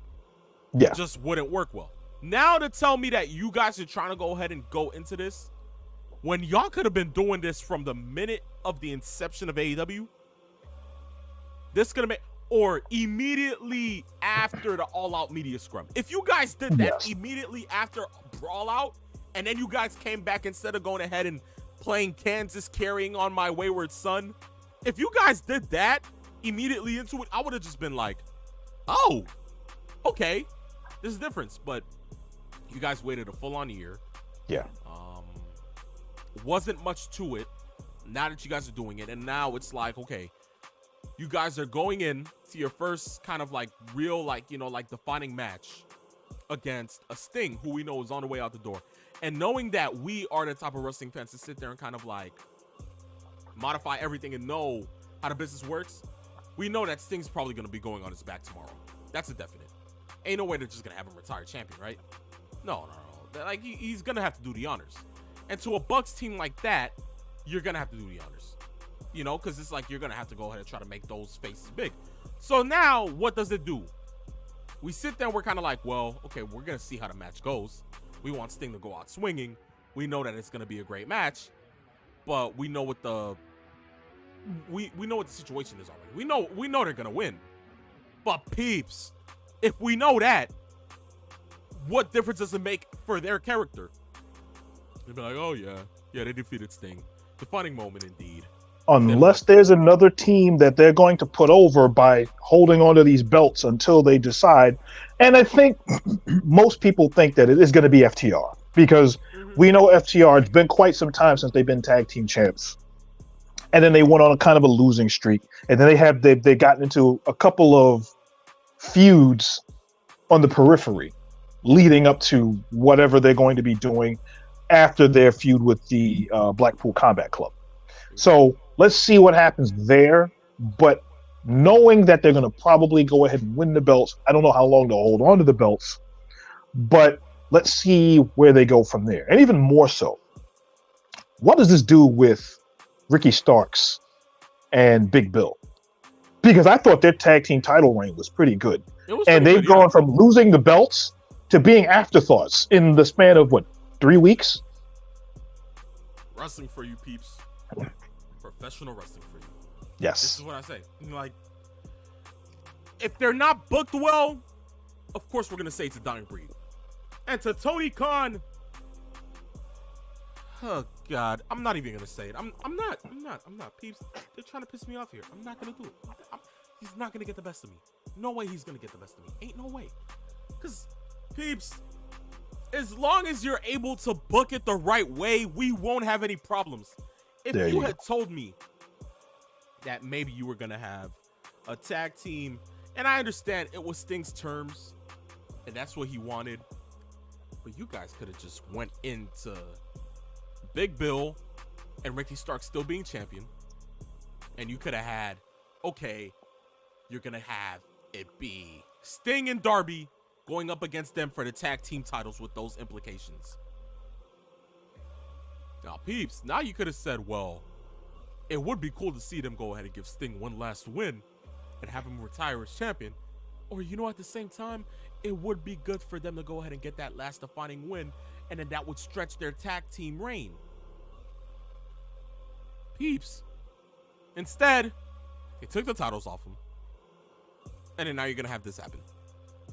In all honesty, if it probably wouldn't even have needed them. Does it really need the titles? Did it need the titles? I know what Peeps is thinking. Peeps is about to say no. Yup. That look on his face says it all. Okay, you know what? I digress. Third one of the day. We'll leave it at that. Because, it gets to the point when I say I digress and I don't even say it. Because my facial expression tells you what it's saying. It says it all. Ah, damn it. This is professional wrestling. Pro wrestling. What a concept, right? What a concept. But, guys, that marks the end of the questions. Look, this is what the questions do to us.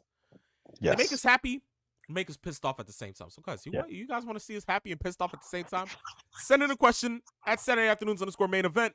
DM us a question. I guarantee, in the words of JBL, that it will be featured on the next episode of the show. All right? So, that being said, let's move into the last topic for today. And guys, that is for tomorrow's AEW Revolution. Yes. Of course, emanating from the Greensboro Coliseum. Tagline is Sting's last match. Yes. Peeps, it's been more than 40 years. Nearly 40 years. Sting has had a wrestling career for that long. Yeah. Since he made his debut in 1985. Crazy. Think about that. Crazy. Just crazy. When he came in as, I think it was Power Team USA with, I think it's Rick Bastion, and it was Jim Hellwig, and it was Sting. There was a couple of other bodybuilders that were within that. And then they kind of branched off and went into the UWF, which is Mid-South now, or which was Mid-South, became the UWF, and were the Blade Runners. And from there, Sting's career and the Ultimate Warrior's career kind of took off, but they took different routes to get to where they are. And then Sting just kept on going and had the longevity and a lot of the marketing. Not as much as the Warrior had, but Sting took a different route. So here we are now in 2024, and Sting is still a thing. Exactly. And it's insane to me because it's just like sitting there and you just mentioned the Warrior. Now I'm coming to think about it, and I think, wasn't the Warrior a part of Power Team USA as well? Yes, he was. They came in at the same. They were all part of the same team. I think it was like what? Justice or something? Yeah, he was calling him Justice Jim Hellwig when he first got into as a tag team. That explains it. And then when they became the Blade Runners, it was Blade Runner Rock, and Sting wasn't called Sting. He was Blade Runner Flash. And then they evolved the names as they got a little further in. Makes sense. You see, that's how far it stretches. Jesus. Sting, what a career. Yes. I think that tomorrow night, it should be a good show tomorrow. Yeah, honestly, knowing that's going to be the main event, oh yeah. Like I said, I would not be surprised that match is the main event. I firmly believe the way that Tony Khan thinks that match will be the main event of the show. Has to be. I mean, if you tagline it's Sting's last match, yes, it means it's Sting's last match, which means we have to see that as the money match, main event. Honestly, depending on how it goes, we won't know, but Sting has to get that final ovation. Yes. Like, let it go off the air with Sting just getting ahead. Thank you, Sting. Thank you. Honestly, just that. But yeah, to start it off, we have the pre-show match, of course. Tell me how the hell this happened, because peeps, yes, I know as a pro wrestling podcaster, I shouldn't be saying this, but how the hell did Chris Statlander and Willow Nightingale become friends? Is it because their faces that this happened, or just like what? And then Stokely Hathaway joining them as well. Yes. Stokely yes. being. How did this? they started this whole deal off with Stokely having a crush on Chris Statlander, but he doesn't like Willow. But Willow and Chris are friends based on what happened with Sky Blue, and then they became a team, and now they're kind of coexisting. That's kind of where that started. It's rough, but I'm not the one that created the storyline, so. Well then. To each his own, right? Yeah. Julia Hart and Sky Blue are winning the match. Yes. No. Yeah, you're welcome. Corey Richmond says tag team title match has already been announced as the main event. Well, go figure. Well, there you Appreciate go. it, Corey. Well, there you go. Well, there you go. Hey, listen. Sting's getting that final ovation. I'll say it now. But yeah, Julia Hart, Sky Blue. Peeps, was there any doubt that we were going to go ahead and say Chris Statler and Willow Nightingale? Like, please, let's keep it a $1.50 here. There you go. And then it works. That works. Exactly. We'll skip the second match that's right under here. We'll go ahead and go to the third match. Orange Cassidy versus Roderick Strong, a singles match for the AEW International Championship. A match that they booked 2 months ago. Think about that. You see they booked this match on television 2 months ago. Remember when the Undisputed Kingdom finally announced who they were? Yup. And Adam Cole basically said that Roderick Strong is going to go after the International Championship. And they said, well, you could have that match next week. He said, no, I'm going to have the match at Revolution. And we knew that was the first match that they actually announced at Revolution. Yup. So go figure. Peeps. Orange Cassidy for the win. You think Orange is going to win this one? Peeps, the way that they've been booking the Undisputed Kingdom, it's just like, why should I care? Peeps, no. Actually, answer the question, my tag team partner. Why should I care about the Undisputed Kingdom? What has it done since its inception? After World's End, and after Adam Cole delivered that promo, the following Dynamite. Now, Peeps, you know how big I am on Adam Cole. Yes. This is a no-brainer. But to sit there, they killed the momentum for me the minute Adam Cole said, oh, Wardlow is going to win the AEW World title, and then he's going to give it to me. And then they pan the camera over to Wardlow, who gives you that look like, oh, really? Yeah, I'm going to give you the title. Yeah, totally.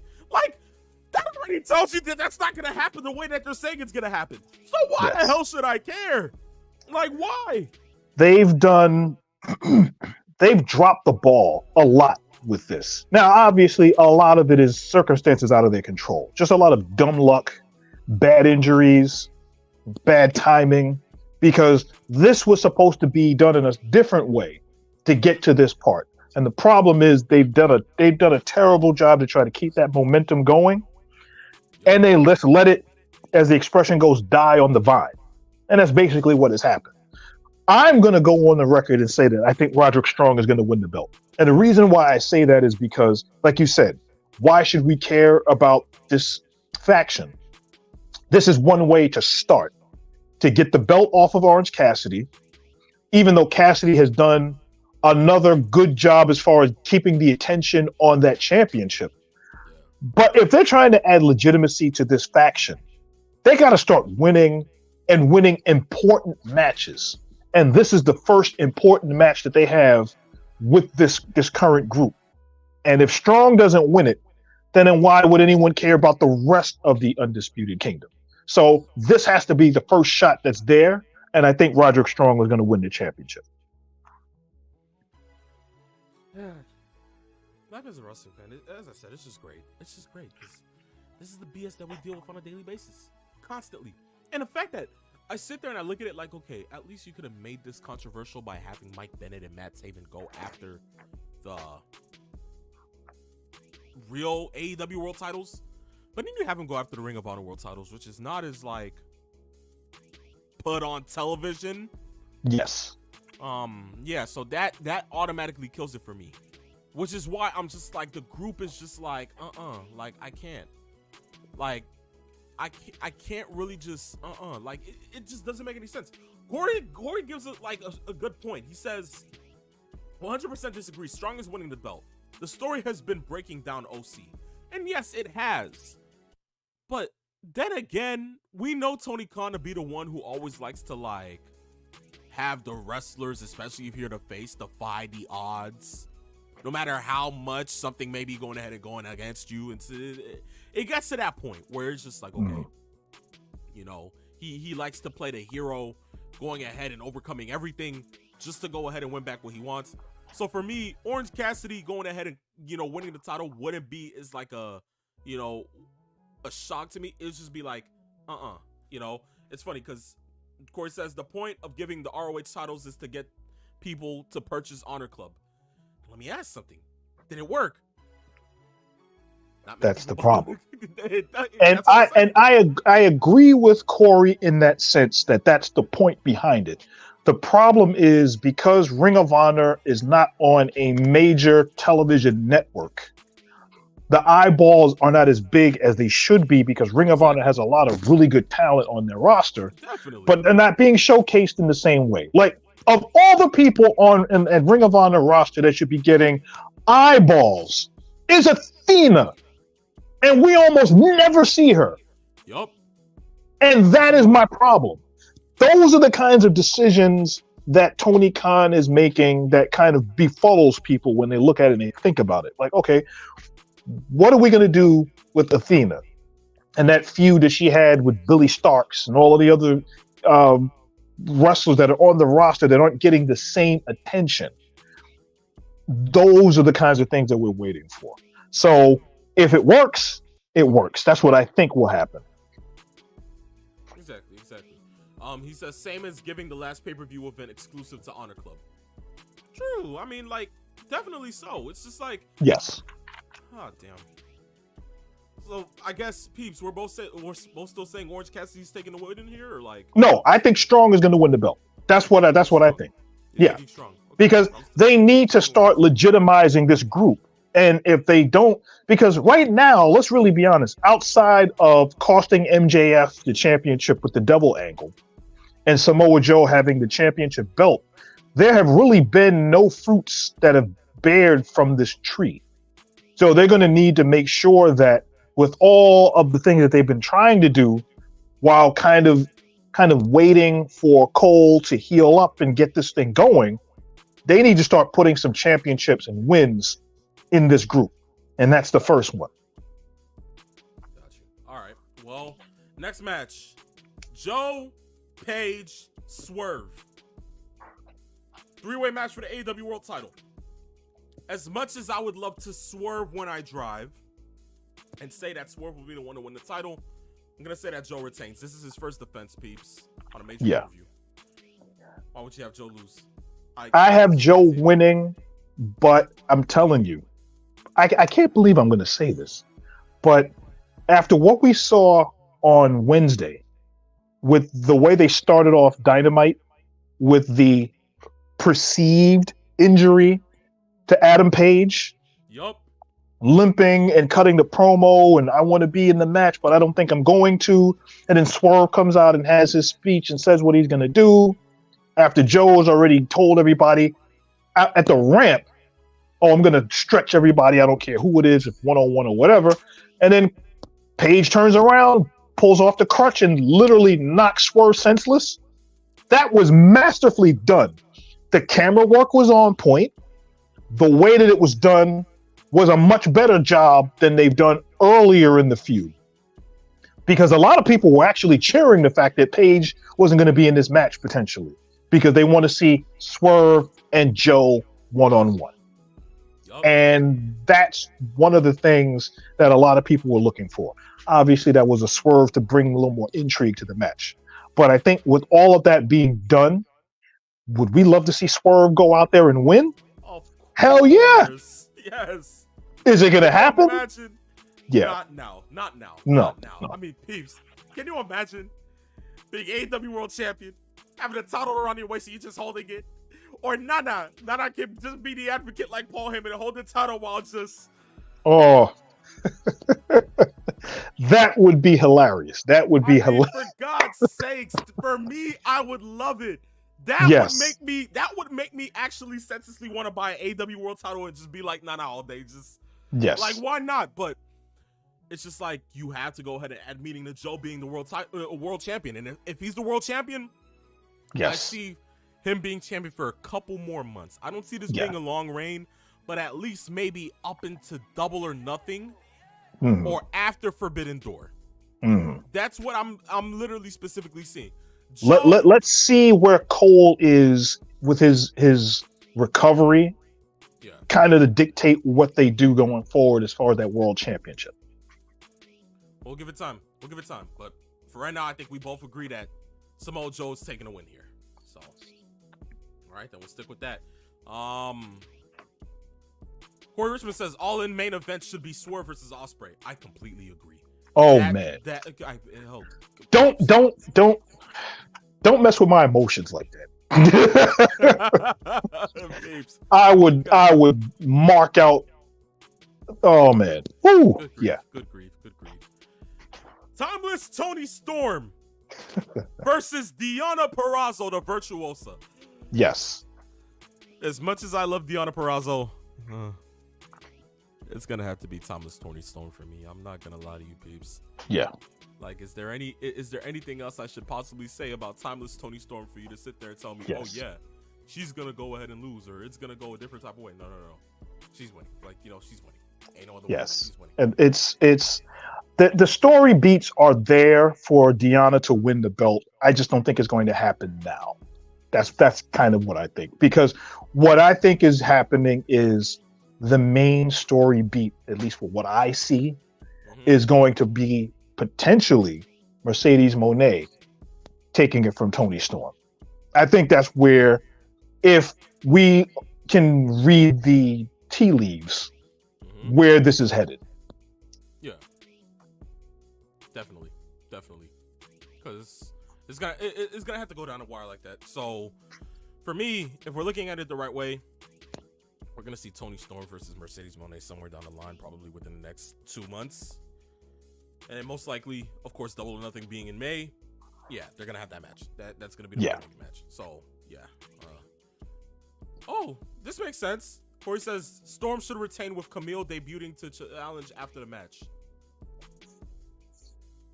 That's not bad. That's definitely not bad. That's actually good. That's actually good. I can see that actually. Now, see, good grief. This is why we have listeners coming into the chat and they get because Camille debuting just to challenge after, that would make sense. But then would it be like that quicker for Mercedes to go ahead and get into it, or what do we see? Like a returning Jamie Hayter, maybe a returning. Because remember, like you just brought up, Jamie Hayter is still out there in the periphery. She's got to come back from her injury, and we don't know when that's going to happen. Exactly. Thunder Rosa, what's happening with her? Britt, what's happening with Britt? You sit there, you just notice a bunch of women's names out there that literally made the AEW Women's Division what it was, and now we're just like, okay, who else is next? Camille could potentially actually be that person for me. I'm saying, but I'm still ruling out every single other women's wrestler that is in the company that could get that shot as well. From there, we move to Eddie Kingston versus Bryan Danielson for the Continental Crown Championship. Of course, with the other stipulation, if Danielson loses, he has to shake Eddie Kingston's hand. What do you think? Kingston. Yeah. Because peeps, just saying, due to the fact that I heard earlier that they're turning, what is it? I think it was like Forbidden Door.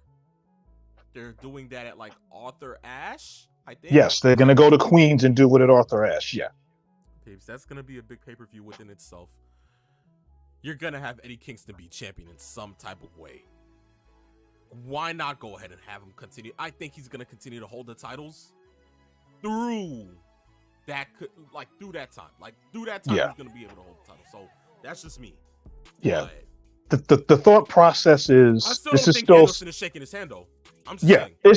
This is still Danielson on his farewell tour, so to speak, Yeah. because this is supposed to be his last year. Are they going to put that belt on him, or are they going to put the AEW championship on him before he retires? That's the question. He has more ties to Ring of Honor and more ties to New Japan. But also, let's think about it like this. Danielson has been in AEW now, almost 2 years? Yep. He hasn't won a championship yet. Really. Honestly, it should have been done at Grand Slam against Kenny. Yes. When it happened. It didn't happen. Then Revolution happened against MJF. It didn't happen. Yeah. Peeps. There's no way that I possibly see Danielson going. I don't think Danielson had to win the title. His influence enough was great, but Yeah. I can't see him going ahead and winning the AEW World title at this point. Good. Because if you remember, the whole handshake aspect was the same thing that they did with Kingston and Moxley. Mm-hmm. And after he beat Moxley, as much as they hate each other's guts, he shook his hand and gave him a hug. Exactly. So I can see that happening here. And then him slapping him right in the face. Exactly. And it's possible to happen. I completely agree with you on that. So I think I say Eddie and you say Eddie as well? Yes. Okay, say no more. Ospreay Takeshita. Peeps. Ospreay, bruv. Thank you, bruv. Thank you. At least somebody can agree with me on this one. Yes. Ospreay, bruv.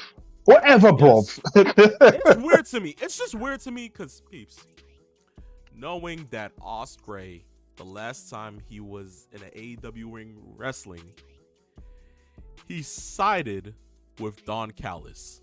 Yes. And Takeshita is sided with Don Callis, and the two of them are going against each other.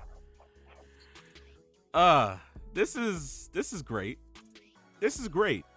But honestly, if you want to go ahead and start building this, it's gonna have to be some sort of way of like Ospreay probably turning, like he's gonna have to be face, of course. That's the feeling that you're getting. Of course, Takeshita being Takeshita. I would have said that maybe if this was like Ospreay's second or third match, he would have taken an L.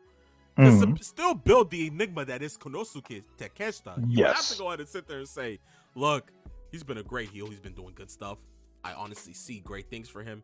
And taking a dub, beating Ospreay would have been one of those things. But since this is Ospreay's first match, how can I sit there and go against Ospreay? So Ospreay for the win.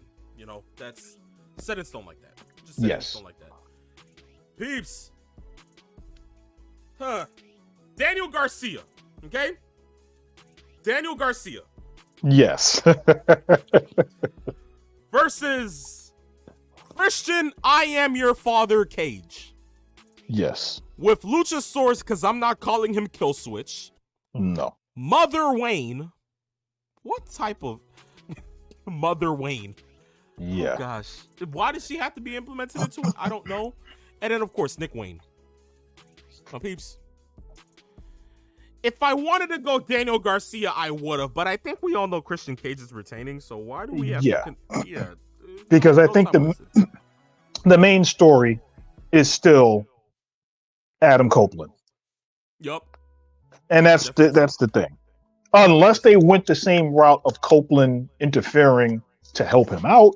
Yeah. But even so, I just don't see Christian losing this match. And it'll be a good match. And this will kind of further the attention that Daniel Garcia is getting for his push. But I don't see him winning at Revolution. Definitely so. Definitely so. Next is a tag team match. Moxley, Castagnoli, Harwood, Wheeler. FTR, BCC. I got FTR. FTR. Nothing else needs to be said because FTR, as far as I'm concerned, they're the next jump for the tag team championships. Exactly. Starts here against the BCC. They had their match on there and they had to build up a reason why they had their match. Well, the brawls that they've had the last 2 weeks, that's the reason why. Exactly. It's funny. Oh, Corey Richmond says this, calling the upset. Edge versus Christian does not need the title. I think it only does based on the importance that Christian puts into it Yeah. as his. As, I would say that it's what he uses as his fuel to control Luchasaurus and Nick Wayne. That's what it is. If he doesn't have that belt, it doesn't look the same. I understand where you're coming from, is because just as a match itself, it doesn't necessarily need the belt. But in this instance, based on what the importance is that Christian holds with that championship, then it's important to this feud. Exactly. For no other reason other than that. Okay. From there, Jericho versus Wardlow versus Hobbs versus Archer versus Hook versus Brian Cage versus Magnus versus Dante Martin. This was supposed to be the big meaty men slapping meat tournament or whatever it was going to be called. I think it was supposed to be called Meat Madness. That's what it was. Yes. Godly. Yeah. Ah. It better be Hobbs, Wardlow. and that's it. You got Wardlow? Either Wardlow or Hobbs. One of the two. But winner receives a future AEW World Title match. Then if you're looking at it in that sense, then yeah, Wardlow. I think due to the implications of like what the Undisputed Kingdom was talking about, it has to be Wardlow. Yeah. It has to be. So yeah, I'll sit there and say Wardlow because looking at it, it's just like, geez, who else am I supposed to go look like? What? The Hobbs? They're not gonna put the title on Hobbs. I don't even think they want to give him a match against Joe Archer. Really? Hook? The same dude that no. Cage. Hook isn't ready. I would have loved to see Brian Cage as champion, but it's like they would have to do more building on a character. Yeah. Dante Martin. Dante Martin is a star. Yes. He's not a world champion yet. Yeah, but a star? That's for sure. Yes. If you told me that Dante Martin was going after the TNT championship, or he was going, then yeah, I'll give you that. Definitely. But he is not world champion material right now. Again? No. Jericho. No. Exactly. Okay. So Wardlow it is. Okay. From there, last match of the night, the main event, of course, Sting and Darby, the AEW World Tag Team Champions, defending their titles against the Young Bucks, Matthew and Nicholas Jackson, with the implications of it being Sting's final wrestling match. So do you think Sting will be stung? Yes. But please, can I just get one more rafter entrance just to hear Tony Giovanni say, "It's Sting"?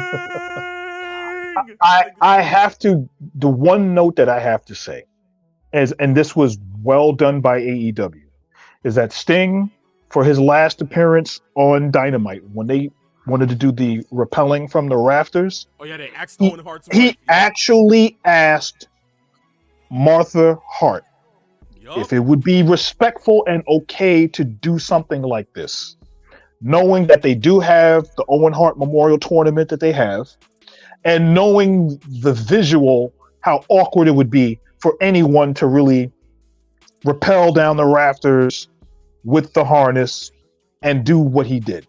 And it was very respectful and well done, and she gave them the blessing based on who Sting is and the importance of what he was doing. Honestly, that was golden. When I heard about it, it was like, okay, that's great. Yes. Amazing.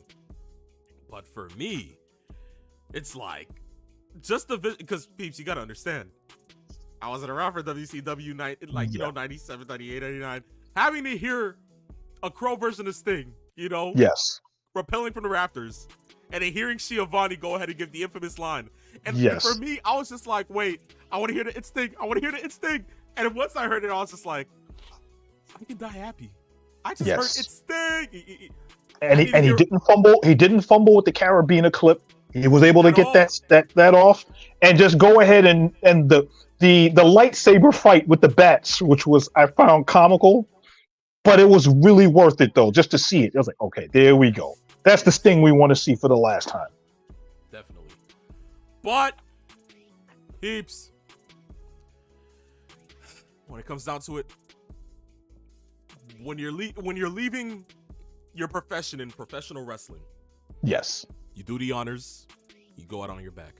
That's kind of like the one cardinal sin that you can't go ahead and commit. As Vince McMahon coined it, the time-honored tradition. Yup. And that's superfluous throughout the entirety of the business. Exactly. So, of course, Young Bucks are putting the final nail in the coffin for Sting's career. Sting will ride off into the sunset. Listen, for 40 years, look, given great moments. I've been blessed to be able to see him in TNA, WWE, and AEW. I wish I was around for WCW days just to see, the franchise in action. Yes. Surfer Sting would have been the greatest thing to be able to witness as a teenager. I know, Peeps, you got to witness him as a 40-year-old, so that was that's great stuff. Joking wise, of course, but 270-pound man doing those kinds of things that luchadors were doing. The pescado, doing the tope over the top rope, coming off the top rope, the clotheslines off the top. Those things, somebody at that size, when Sting was a much bigger, heavier man, and to get that kind of push to what he did, and to be able to elevate not only his career and his persona, but then to reinvent himself numerous times, from Surfer Sting to then, I'm tired of this NWO thing. You fans can stick it. To the Crow Sting, to Wolfpack Sting, to TNA Sting, to Joker Sting, to WWE Sting, and to the current iteration where winter is coming. Now we've finally settled with the sunset of Sting and his many permeations of who he is and what he has done to the business. And it has been a treat to watch at his age, at age 64, doing the stuff that he's doing. Listen, for me, the first time I ever laid eyes on Sting had to be, I think it was Great American Bash 92 against Vader. That had to be it. So for me, of course, I told you, I was used to Surfer Sting.